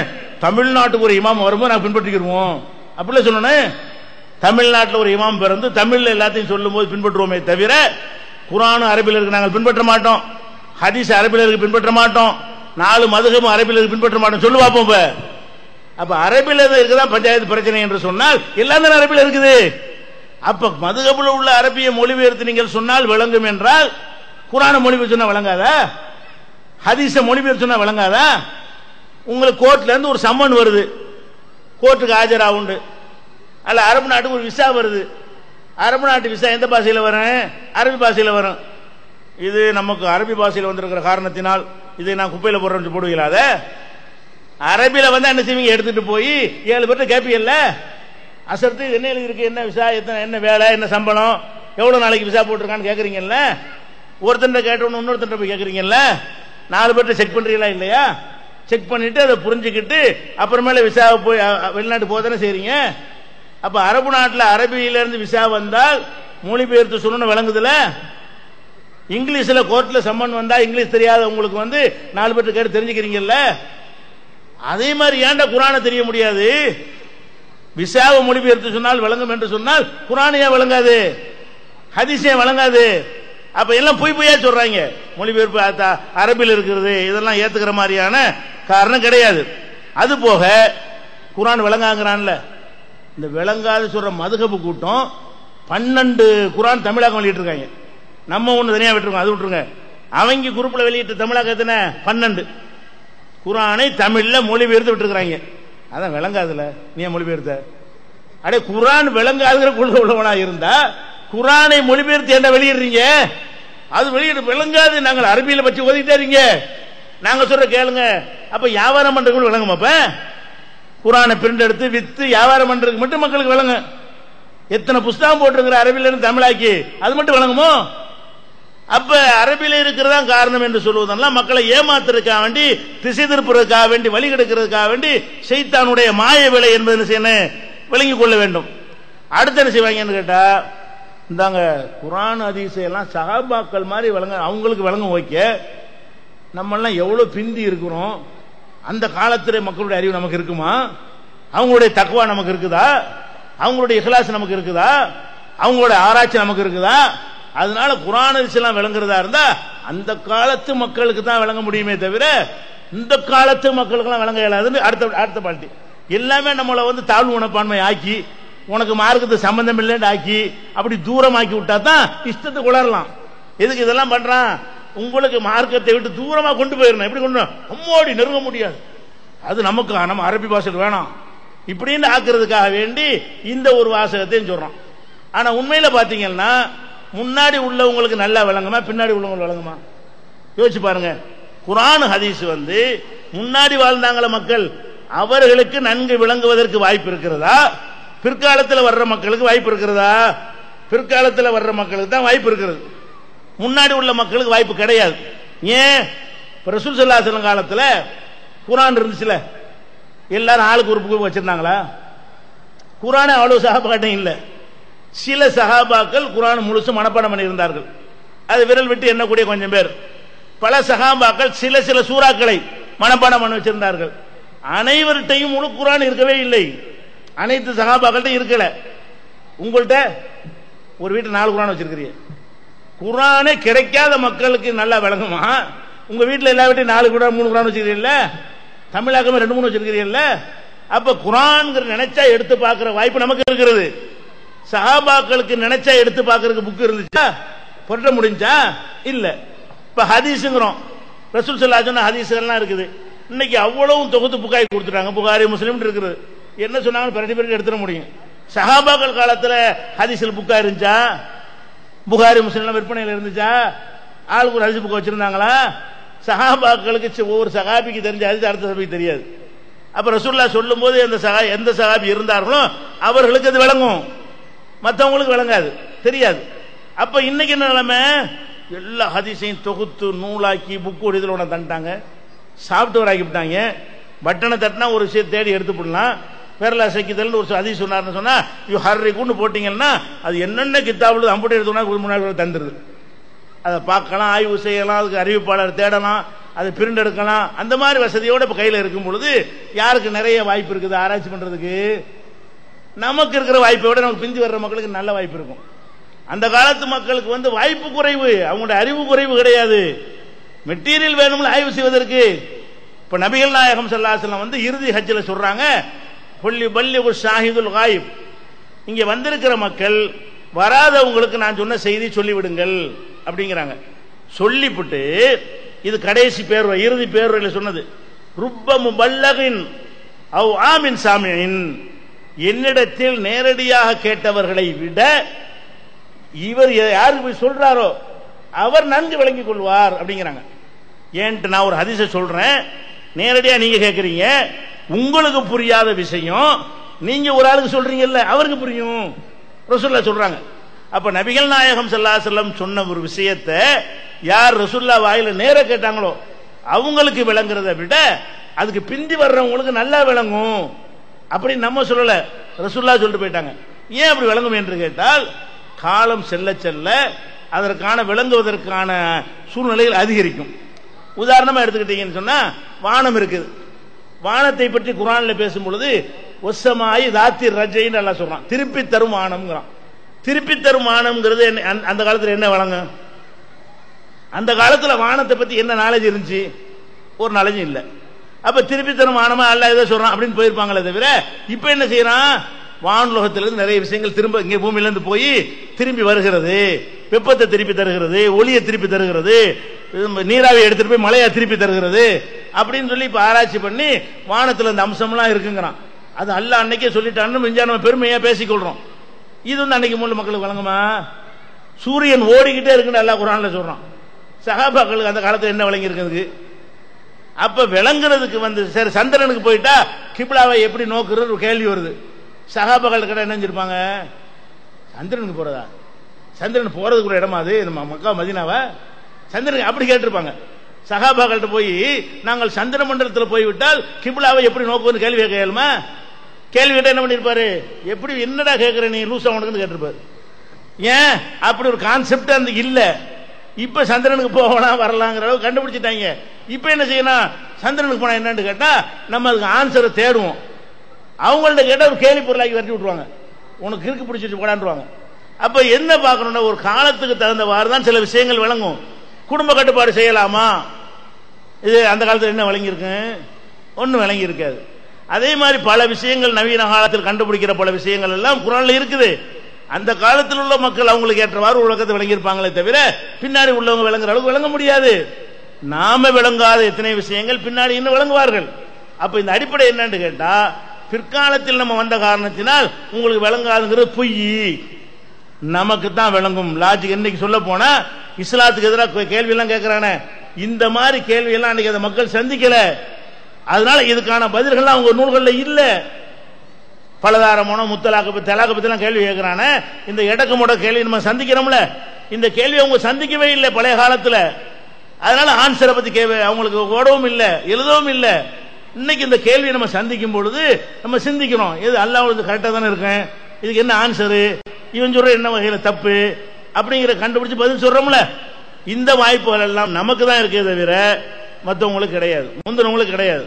அதனால பிந்தினவங்களுக்கு கிடையாது. அந்த வாதத்தை சொல்லி ஏமாத்த பாக்குறாங்க, அதுவும் ஏற்றுக்கொள்ள முடியாது. அடுத்து என்னன்னு கேட்டா இதான் இந்த வஹிய ரசூலுல்லாஹ் சொன்னது மட்டும் தான் பின்பற்றணும், வேற யாரையும் பின்பற்றான்னு சொல்லும் பொழுது முக்கியமாக விஷயம் என்னன்னு கேட்டா இவன் சஹாபாக்கள் வந்து நிற்பாங்க. இமாம்களை பின்பற்றக்கூடாதுங்கிறத அடிபட்டு போச்சு. தௌஹீதுங்கிற பொருள் ஒரு கூட்டம் இருக்கிறாங்க. இவங்க என்ன செய்வாங்க, சஹாபாக்களை பின்பற்றணும், சஹாபாக்கள் வந்து நம்மளை விட சிறந்தவர்கள் அப்படிமாங்க. சஹாபாக்கள் சிறந்தவர்கள்ங்கிறதுல மாற்றுக்கிறது கிடையாது, நிச்சயமா சிறந்தவங்க தான். ஏன்னா அவங்க இல்லாட்டி நமக்கு இஸ்லாமே வந்திருக்காங்க. அந்த காலத்தில் இஸ்லாத்தை ஏத்துக்கிற சின்ன விஷயமா, நீங்க முஸ்லீம் சொல்லிட்டு உட்கார்ந்துட்டு இருக்கிறீங்க, நீங்க முஸ்லீமா இருப்பதற்கு வேணா தடுக்க முடியுமா? சில சட்டங்களை போடுவானே தவிர, பிரச்சாரத்துக்கு வேணா தடை பண்ணுவானே தவிர அது கூட நீ போட முடியாது. முஸ்லீமா வாழ்வதற்கு ஏதாவது எவனா அறிதல் பண்ண முடியுமா உலகத்தில் எங்கேயாச்சும்? சைனாவில் மட்டும் லேசா பண்றாங்க. ஆனா ரசூலுல்லாஹ் காலத்துல லா இலாஹ இல்ல சொன்னாலே அடி, முஸ்லீமா வாழ்ந்தாலே அடி, தொழுதாலே அடி, நோன்பு வச்சாலே அடி என்கிற மாதிரி ஒரு காலகட்டத்தில் இதை ஏத்துக்கிட்டு அவ்வளவு அட்டி உதையும் வாங்கி தியாகம் பண்ணிட்டு இந்த கொள்கையில உறுதியா இருந்து பக்கபலமா நின்றாங்களே, அந்த தியாகத்துக்கு நம்முடைய ஈடாகுமா? கண்டிப்பா சஹாபாக்கள் உயர்ந்தவர்கள், மாற்று கருத்து கிடையாது. நம்மை விட சிறந்தவர்கள், மாற்று கருத்து கிடையாது. சிறந்தவர்கள் என்ற காரணத்தினால் அவங்க சொல்வதெல்லாம் மார்க்கமாகும், அதான் கேள்வி. சிறந்தவங்களுக்கு அல்லாஹ் கூலி கொடுப்பான்னு போய்கிட்டே இரு, அவங்க சிறந்தவங்க தான். உனக்கு கொடுக்கிற பரிசை விட நிறைய பரிசு அல்லாஹ் அவங்களுக்கு கொடுப்பான். ரசூலுல்லாஹ் அப்படித்தான் சொல்லவும் செஞ்சாங்க. நீங்கள் ஒரு கையளவு செய்கிற அந்த சஹாபாக்கள் கையளவு செய்தாங்களே தர்மம், அந்த நன்மையை நீங்கள் ஒரு மலையளவு செய்தால் அடைய முடியாது. அவங்க ஒரு கையளவு அள்ளி ஒரு தானியத்தை போடுறாங்க, அதுக்கு என்ன நன்மை? நீங்க ஒரு மலையளவு அள்ளி போடுறீங்க, எத்தனை ஆயிரம் மடங்கு கூட ரசூலுல்லாஹ் சொல்றாங்க, அந்த நன்மை உங்களுக்கு அடைய முடியாது. ஏன்? இந்த அளவு மட்டும் எல்லாம் பார்க்க மாட்டான், அவங்க உள்ளத்திற்கு நம்பிக்கை, ஈமான், உறுதி, தியாகம், அடி உத வெட்டி எதுக்கும் பயப்படாத அந்த அர்ப்பணிப்பு, அதையெல்லாம் கணக்கு பண்ணி எல்லாம் மார்க்கு போடும் பொழுது அவங்களுடைய தரஜா கூட. மறுமையில் சொல்ற மறுமையில் சஹாபாக்கள் நம்மை விட மேலான நிலையை அடைவார்கள், சிறந்தவர்கள். ஏன்? அல்லாஹ் அப்படி சொல்லிட்டான், ரசூலுல்லாஹ் கேரண்டி கொடுத்து விட்டார்கள். அந்த விஷயம் வேற. அதுக்காக வேண்டி சஹாபி சொன்ன மார்க்கமாயிருமா? அவர் பின்பற்றணுமா? இதுதான் டாபிக். பின்பற்றணுமான்னு கேட்டா அது கிடையாது என்பதற்கு நான் சில சான்றுகள் உங்களுக்கு சொல்றேன். உதாரணமா எடுத்துக்கொண்டோம்னா ரசூலுல்லாஹ் சொல்றாங்க, மறுமை நாளில் விசாரிப்பான் அல்லாஹ் விசாரிக்கும் பொழுது ஹவுலுல் கௌசர்ங்கிற ஒரு தடாகத்தை ரசூலுல்லாஹ்வுக்கு எல்லாம் கொடுத்திருப்பான். அந்த மஹ்ஷர்ல வந்து யாரெல்லாம் அந்த தண்ணியை குடிச்சாங்களோ அவங்களுக்கு மறுபடியும் தாகம் வராது, விசாரணை முடிகிற வரைக்கும் மறுபடியும் தாகமே வராது. அந்த மாதிரி ஒரு வாய்ப்பு எல்லாம் கொடுத்துருக்கான். அப்ப எல்லாரும் ரசூலுல்லாஹ் என்ன செய்வாங்க, அந்த தண்ணிக்காக வேண்டி வரும் பொழுது என்னுடைய சஹாபாக்களும் வருவார்கள். ரசூலுல்லாஹ் சொல்றாங்க, என்னுடைய சஹாபாக்களும் அந்த ஹவுலுல் கௌசர் தண்ணியை கேட்டு என்னிடத்துல வருவார்கள். வந்தவன் என்ன செய்வாங்கன்னா அங்க இருக்கிற மலக்குகள் எல்லாம் சஹாபாக்களை விட மாட்டாங்க, எல்லாரையும் இல்ல, சில சஹாபாக்களை விட மாட்டார்கள். ரசூலுல்லாஹ் என்ன செய்வாங்க பார்த்துவிட்டு, அஸ்ஹாபி அஸ்ஹாபி விடுங்கப்பா அவங்கள, அவங்க என்னுடைய தோழர்கள் அப்படிம்பாங்க. சஹாபாக்கள் வர்றாங்க, மலக்குகள் தடுக்கிறாங்க, ரசூலுல்லாஹ் வந்து ரெக்கமெண்ட் பண்றாங்க, எப்படி என் தோழர்கள், அவங்க தோழர்கள், அவங்களை விடுங்க அப்படின்னு சொல்லி. அப்ப என்ன செய்வான் அல்லாஹ், என்ன செய்வான், இன்னஹும் முஹம்மதே பேசாத, இன்னஹும் லம் யஸாலு முர்த்ததீன அலா ஆகாபிஹிம் முன்து ஃபாரக்தஹும், நீ அவர்களை பிரிந்து வந்ததில் இருந்து அவர்கள் வந்த வழியே போய் கொண்டிருந்தார்கள். எந்த சஹாபாக்களை நாம தடுக்கிறனோ அந்த சஹாபாக்கள் நீ இருக்கும்போது சஹாபாக்களா இருந்தார்கள், நீ மௌத்தா போன பிறகு வந்த வழியே ரிவர்ஸில் போய்விட்டார்கள், அவங்களுக்கு ரெக்கமெண்ட் பண்ணாத அப்படின்னு அல்லாஹ் சொல்லுவான். அப்ப ரசூலுல்லாஹ் சொல்றாங்க, பாக்கூ நான் சொல்வேன், கமா கால அப்துல் சாலிஹ், ஈசா நபி சொன்ன மாதிரி நான் பதிலை சொல்லி விடுவேன். ஈசா நபி என்ன சொல்லுவாங்க, யா அல்லாஹ் நான் உங்களோட இருக்கும்போது கண்காணிச்சிட்டு இருந்தேன், அதுக்கு பிறகு அவங்க வழிகட்ட நான் பொறுப்பு இல்லை, என்னை ஒண்ணு கேட்டுறாத, இந்த பதிலை நான் சொல்லி விடுவேன்ங்கிறாங்க. அப்ப ரசூல் ஸல்லல்லாஹு அலைஹி வஸல்லம் சஹாபாக்களா இருந்தாலும் அவர்களும் வந்த வழியே மாறக்கூடியவர்கள் இருப்பார்கள். அவங்க யாருன்னு நமக்கு தெரியாது, மறுமையில தெரியும். அப்ப யாரையும் பின்பற்றுதல் என்று வந்து விடுமையானால் நம்ம லைஃபை பாதிக்கிற விஷயமாகி விடுகிறது, அதை நம்ம யோசிக்கணும். அதே மாதிரி ரசூல் ஸல்லல்லாஹு அலைஹி வஸல்லம் அவர்கள் கடைசி வச்சில் என்ன சொன்னாங்க, எனக்கு பிறகு நீங்கள் ஒருத்தருக்கு எதிராக ஒருத்தர் ஆயுதம் தூக்கி வெட்டி கொண்டு காஃபிர் விடாதீர்கள், லா தர்ஜிவு பாதி குஃபாரன் யல்ரிபு பாலுக்கும் ரிகாப பாலின், உங்களில் ஒருவர் மற்றவருடைய கழுத்தை வெட்டி நீங்கள் காபிர்களாக மாறிவிடாதீர்கள் அப்படின்னு ரசூலுல்லாஹ் சொன்னாங்க. ரசூலுல்லாஹ் சொன்ன பிறகு என்ன நடந்துச்சு, அலி ரலியல்லாஹு அன்ஹு அவர்களுக்கும் முஆவியா, அலி யாரு, சஹாபி தானே, ரசூலுடைய மருமகன் தானே, அலி ரலியல்லாஹு அன்ஹு அவர்களுக்கும் ஃபாத்திமாவுடைய கணவர் தானே, அப்ப அலி ரலியல்லாஹு அன்ஹு அவர்களுக்கும் முஆவியா ரசூலுடைய மச்சான், முஆவியாவோட சிஸ்டர் தங்கச்சியே ரசூலுல்லாஹ் கல்யாணம் பண்ணி இருக்கிறாங்க. அப்ப முஆவியா தலைமையில, மைத்துனர் தலைமையில ஒரு கூட்டம், அலி தலைமையில ஒரு கூட்டம், யுத்தம் நடக்குது, சண்டை, இங்கிட்டும் கொல்லப்படுறாங்க அங்கிட்டும் கொல்லப்படுறாங்க, இங்கிட்டு கொல்லப்பட்டவர்களும் சஹாபாக்கள் இருந்தாங்க, அங்கிட்டு கொல்லப்பட்ட சஹாபாக்கள் இருந்தாங்க. அப்ப ஆயுதம் தூக்கி சஹாபாக்கள் தங்களுக்கு இடையே சண்டை போட்டார்கள் வருதுல, பின்பற்றுவீங்களா? அப்ப அது அல்லாஹ் வந்து மன்னிப்பா, அவங்களுக்கு தரஜா வேற, அது பேச தேவையில்லை, நாம பின்பற்றுவதற்கு தான் கேட்கிறோம். பின்பற்றலாம் என்று சொன்னால் நமக்குள்ள கருத்து வேற வந்து ஆயுதம் தூக்கிடுவோமா, அறுவாலை எடுக்கலாமா? அலியை எடுத்தார்கள், மாவியா எடுத்தார்கள், சஹாபாக்களை பின்பற்ற போறோம் அப்படி சொல்ல முடியுமா? நம்ம அந்த செயலை தான் பார்க்கிறோம். இது ரசூலுல்லாஹ் தடுத்த ஒரு விஷயம், சஹாபாக்கள் செஞ்சாலும் அது நம்ம ஏற்றுக்கொள்ள கூடாது, அந்த செயல் தவறு, யார் பக்கம் தவறுங்கிற எல்லாம் முடிவு செய்வான், அந்த செயல் ஏற்றுக்கிற முடியாது. முஸ்லீமுக்கு எதிராக முஸ்லீம் ஆயுதம் தூக்கி கொலை செய்வது வந்து மார்க்கத்தில் உள்ளது இல்லைன்னு முடிவு எடுக்கிறோம். அப்ப ஏன் சஹாபாக்களுக்கு முதல்ல சண்டை வந்துச்சு? ரசூலுல்லாஹ்வுடைய மனைவி ஆயிஷா நாயகி அவர்களுக்கு அலி ரலியல்லாஹு அன்ஹு மத்தியில் யுத்தம் நடந்துச்சா இல்லையா? ஒட்டக போரு, ஆயிஷா தலைமையில ஒரு படை, அந்த வரலாறு விரிவான வரலாறு, சுருக்கமா சொல்றேன். அலி தலைமையில ஒரு படை, ஒரு ஆள் மனைவி ஒரு ஆள் மருமவன், ரெண்டு பேருக்கு மத்தியில சண்டை. அந்த சண்டைகளை சஹாபாக்களுக்குள்ளதான் மோதிக்கிறாங்க. அதுல கொல்லப்பட்டவர்கள் யாரா இருந்தாலும் இங்கிட்டு சஹாபி அங்கிட்டு சஹாபி இருந்தார்கள். அப்ப சஹாபாக்களை பின்பற்றணுங்கிறீங்க, இதுக்கு என்ன சொல்றீங்க? சஹாபாக்களா இருந்தாலும் மனிதர்கள் தான், அவங்களே பின்பற்றணும். நமக்கு அல்லாஹ்வுடைய வேதம் குர்ஆன் பாதுகாக்கப்பட்டிருக்கிறது, நபிகள் நாயகத்துடைய சொல் செயல் அங்கீகாரம் பாதுகாக்கப்பட்டு, அதை நிப்பாட்டிக்கிறங்க. சஹாபாக்கள் மனிதர்கள் முன்ன பல விஷயங்கள் அவங்கள்ட்ட நடந்திருக்கு, அதை நம்ம யோசிச்சு பார்க்க வேண்டும். அதே மாதிரி வந்து சில விஷயங்கள் எடுத்து பாருங்களேன். குர்ஆன்ல 114 சூரா இருக்கு, இது எல்லாருக்கும் தெரியும்ல, 114 சூரா இருக்குது. அதுல கடைசி சூரா எது? ஃபலக் நாஸ், அது 113 114 சூரா. இப்னு மஸ்ஊத் பெரிய சஹாபி இருந்தாங்க, தெரியுமா? எப்படி சொல்ல முடியும்? அப்ப எந்த சஹாபி பின்பற்றலாங்கிறீங்களா? நீங்க வந்து வேற கட்சியில் இருக்கிறீங்க, நாங்க இப்னு மஸ்ஊத் கட்சியில் இருக்கிறதுனால இந்த ரெண்டு சூறாவை ஏத்துக்கிற மாட்டோம் சொல்லுவீங்களா? அப்ப ஏன் சஹாபாக்கள்? அது வேணாங்க. ரசூல் ஸல்லல்லாஹு அலைஹி வஸல்லம் மூத்தா போனாங்கல்ல, மூத்தா போனாங்க, மூத்தா போய் அடக்கம் பண்ணியாச்சுல, அடக்கம் பண்ணி எல்லாருக்கும் தெரியும்ல, பண்ணியாச்சு. ஆனா மூத்தா போன உடனே என்ன நடந்துச்சு? ரசூல் ஸல்லல்லாஹு அலைஹி வஸல்லம் மரணித்திருக்கிறார்கள், மரணித்த உடல் வைக்கப்பட்டிருக்கிறது.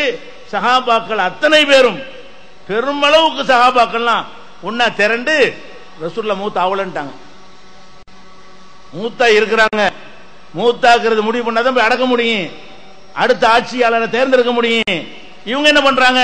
அதெல்லாம் ரசூலுல்லாஹ் எப்படி மூத்தா போவாங்க? அல்லாஹ்வுடைய ரசூல் மூத்தா போவாங்களா? அப்படின்னு சொல்லி உயிர் இல்லாம ரசூலுல்லாஹ்வுடைய உடல் இருக்கிறது.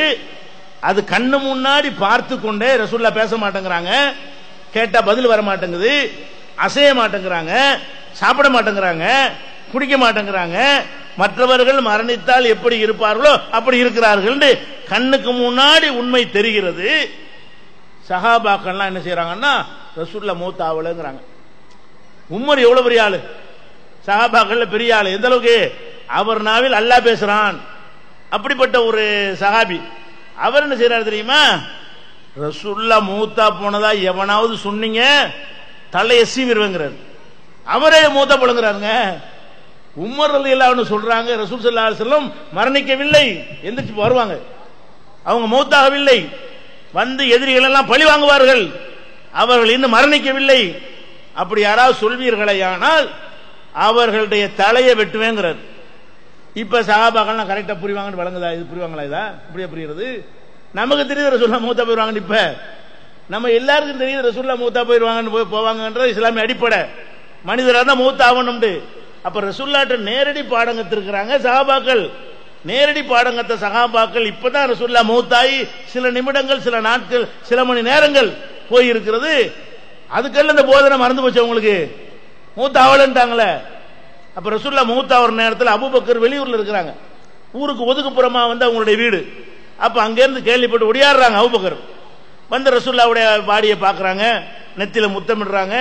முத்தமிட்டு திபுத்த ஹய்யம மையுத்தா, நீங்கள் உயிரோட இருக்கும் போது வாசமா இருந்தீங்க, இப்ப மௌத்தா போயிட்டீங்க, இப்போ வாசமா இருக்கிறீங்க அப்படின்னு சொல்லிவிட்டு மக்கள்கிட்ட வர்றாங்க. மக்கள்கிட்ட வந்து மன்கான யாவது முஹம்மதன் இன்ன முஹம்மதன் கதுமாத், உங்கள யாராவது முகம்மதை வணங்கினால் தெரிந்து கொள்ளுங்கள் முகம்மது இறந்து விட்டார்.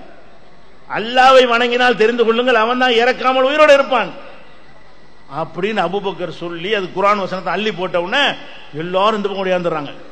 அபூபக்கர் இன்னைக்கு சொல்லலன்னு சொன்னா 50 பேர் மூத்தாளுங்கிற கருத்துல இருந்திருப்பாங்க. நம்ம அல்லாஹ் வணங்கிட்டு பேர் ரசூலுல்லாஹ் வணங்கிட்டு இருந்திருப்போம். அபூபக்கர் அந்த நேரத்தில் வந்து அவர் மூலமாக அந்த தௌஹீத் அல்லாஹ் வந்து புனர் நிர்மாணம் செய்திருக்காவிட்டால் ரசூலுல்லாஹ் மௌத்தாவலன்னு சொல்லி என்றென்று நிரந்தரமா இருக்கு நாயி ஈசா நபி அவங்க வச்சிருக்காங்கல்ல அந்த ரேஞ்சுக்கு போயிருக்குமா இருக்கும். அப்ப நம்ம என்ன பார்க்கணும்? இப்படிப்பட்ட ஒரு விஷயத்தில் கூட சஹாபாக்கள் வந்து பிழை செய்திருக்கிறார்கள். நல்ல வேளைக்கு அபூபக்கர் மூலமாக அல்லாஹ் ஒரு ஹிதாயத்தை கொடுத்தான், அது மாறிவிட்டது. அப்பயே நீங்க அதெல்லாம் பின்பற்றுங்கிறீங்க. நேர குர்ஆன்ல உள்ளத பாருங்க, ஹதீஸை பாருங்க. எல்லா சஹாபாக்களும் நிறைய தவறுகள் பிழையா செஞ்சிருக்கிறாங்க, தப்புத்தமான முடிவுலாம் செஞ்சிருக்கிறாங்க. உமர் தான் 2-3 தலாக்கு வந்து 3 தலாக்கு நாக்குனவர் அவர் தான் சொல்லி இருக்கு ஹதீஸ்ல. அவர் ஏன் ரசூலுல்லாஹ் மாத்தமா செஞ்சாரு? இப்படியான நிறைய விஷயங்கள் இருக்கிறது. நமக்கு சேஃப்டி எங்க இருக்குன்னு கேட்டா அல்லாஹ் சொன்னானா ரசூல் சொன்னாங்களா, அதுதான் சேஃப்டி. அப்ப மறுமையில் அல்லாஹ் என்ன செய்வான்? இதை பத்தி அழகா சொல்லி காட்டுறான். யௌம துகல்லபு வுஜூஹும் ஃபின்னார், நபி வழி நடந்தால் நரகம் இல்லைங்கிறோம்ல, அதுக்கு முத்தாய்ப்பான வசனம் என்னது? நரகத்தில் அவர்களுடைய போட்டு புரட்டப்படும் பொழுது யாழை தன அத்தான அல்லாஹ் அத்தான ரசூலா, அல்லாஹ் சொன்னதை கேட்காமல் போயிட்டோமே, ரசூல் சொன்னதை கேட்காமல் போயிட்டோமே, இன்னும் அத்தானா சாதத்தனாவ குபரானா எங்கள் தலைவர்கள் பெரியார்கள் சொல்லை கேட்டோமே, பலல் உன சபையில கெடுத்துட்டாங்களே. அப்ப நரகத்துல போடும்போது என்ன சொல்லுவோமா? அல்லாஹ் சொல்றது கேட்காம போயிட்டோமே, ரசூல் சொன்னதை கேட்கலையே, நரகத்துக்கு வந்துட்டோமே, பெரியார் மௌலானா மகான்னு சொல்லி போய் நாசமாயிட்டோமே என்று நரகத்தில் போட்டு புலம்புவார்கள். அப்ப என்ன விளங்குறது?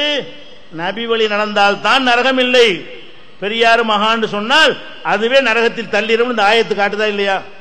நாளைக்கு மறுமையில் நடக்கிற விசாரணை எல்லாம் எடுத்து காட்டும் பொழுது நரகவாசிகள் அப்படிதான் சொல்ல போறான். என்ன சொல்லுவான்?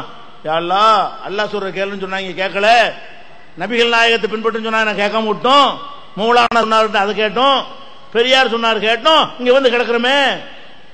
அப்ப இதான் விளங்கிச்சா? நபி வழி நடந்தால் நரகம் இல்லை. அடுத்த பாட்டு நான் ஒரு நிவா படிப்பாரு, அதை நாடாத பேர்களுக்கு சொர்க்கம் இல்லை. நம்ம ஒரு பாதி தான் தலைப்பு கொடுத்திருக்கிறாங்க. நபி வழி நடந்தால் நரகம் இல்லை மட்டுமில்லை, அதன் நாடலன்னா சொர்க்கமே இல்லை. விளங்கி தான் வச்சிருக்காங்க, வேணும் தான் மறுக்கிறாங்க. நான் ஒரு அனுப்பாக விளங்கினா அவங்க விளங்காம இருக்கு. இல்ல தெரிந்து கொண்டே மனமுரண்டாக என்ன செய்யறாங்க, 50 பேர் மறுக்கிறாங்க. அப்ப நபி வழி நடந்து அதன் மூலமாக சொர்க்கத்தை அடையக்கூடிய நன்மக்களாக அல்லாஹ் ரப்பல் ஆலமீன் நம் அனைவரும் ஆக்கி அருள் புரிவானாக. வாகிர் தாவானா அல்ஹம்துலில்லாஹி ரப்பில் ஆலமீன். அஸ்ஸலாமு அலைக்கும்.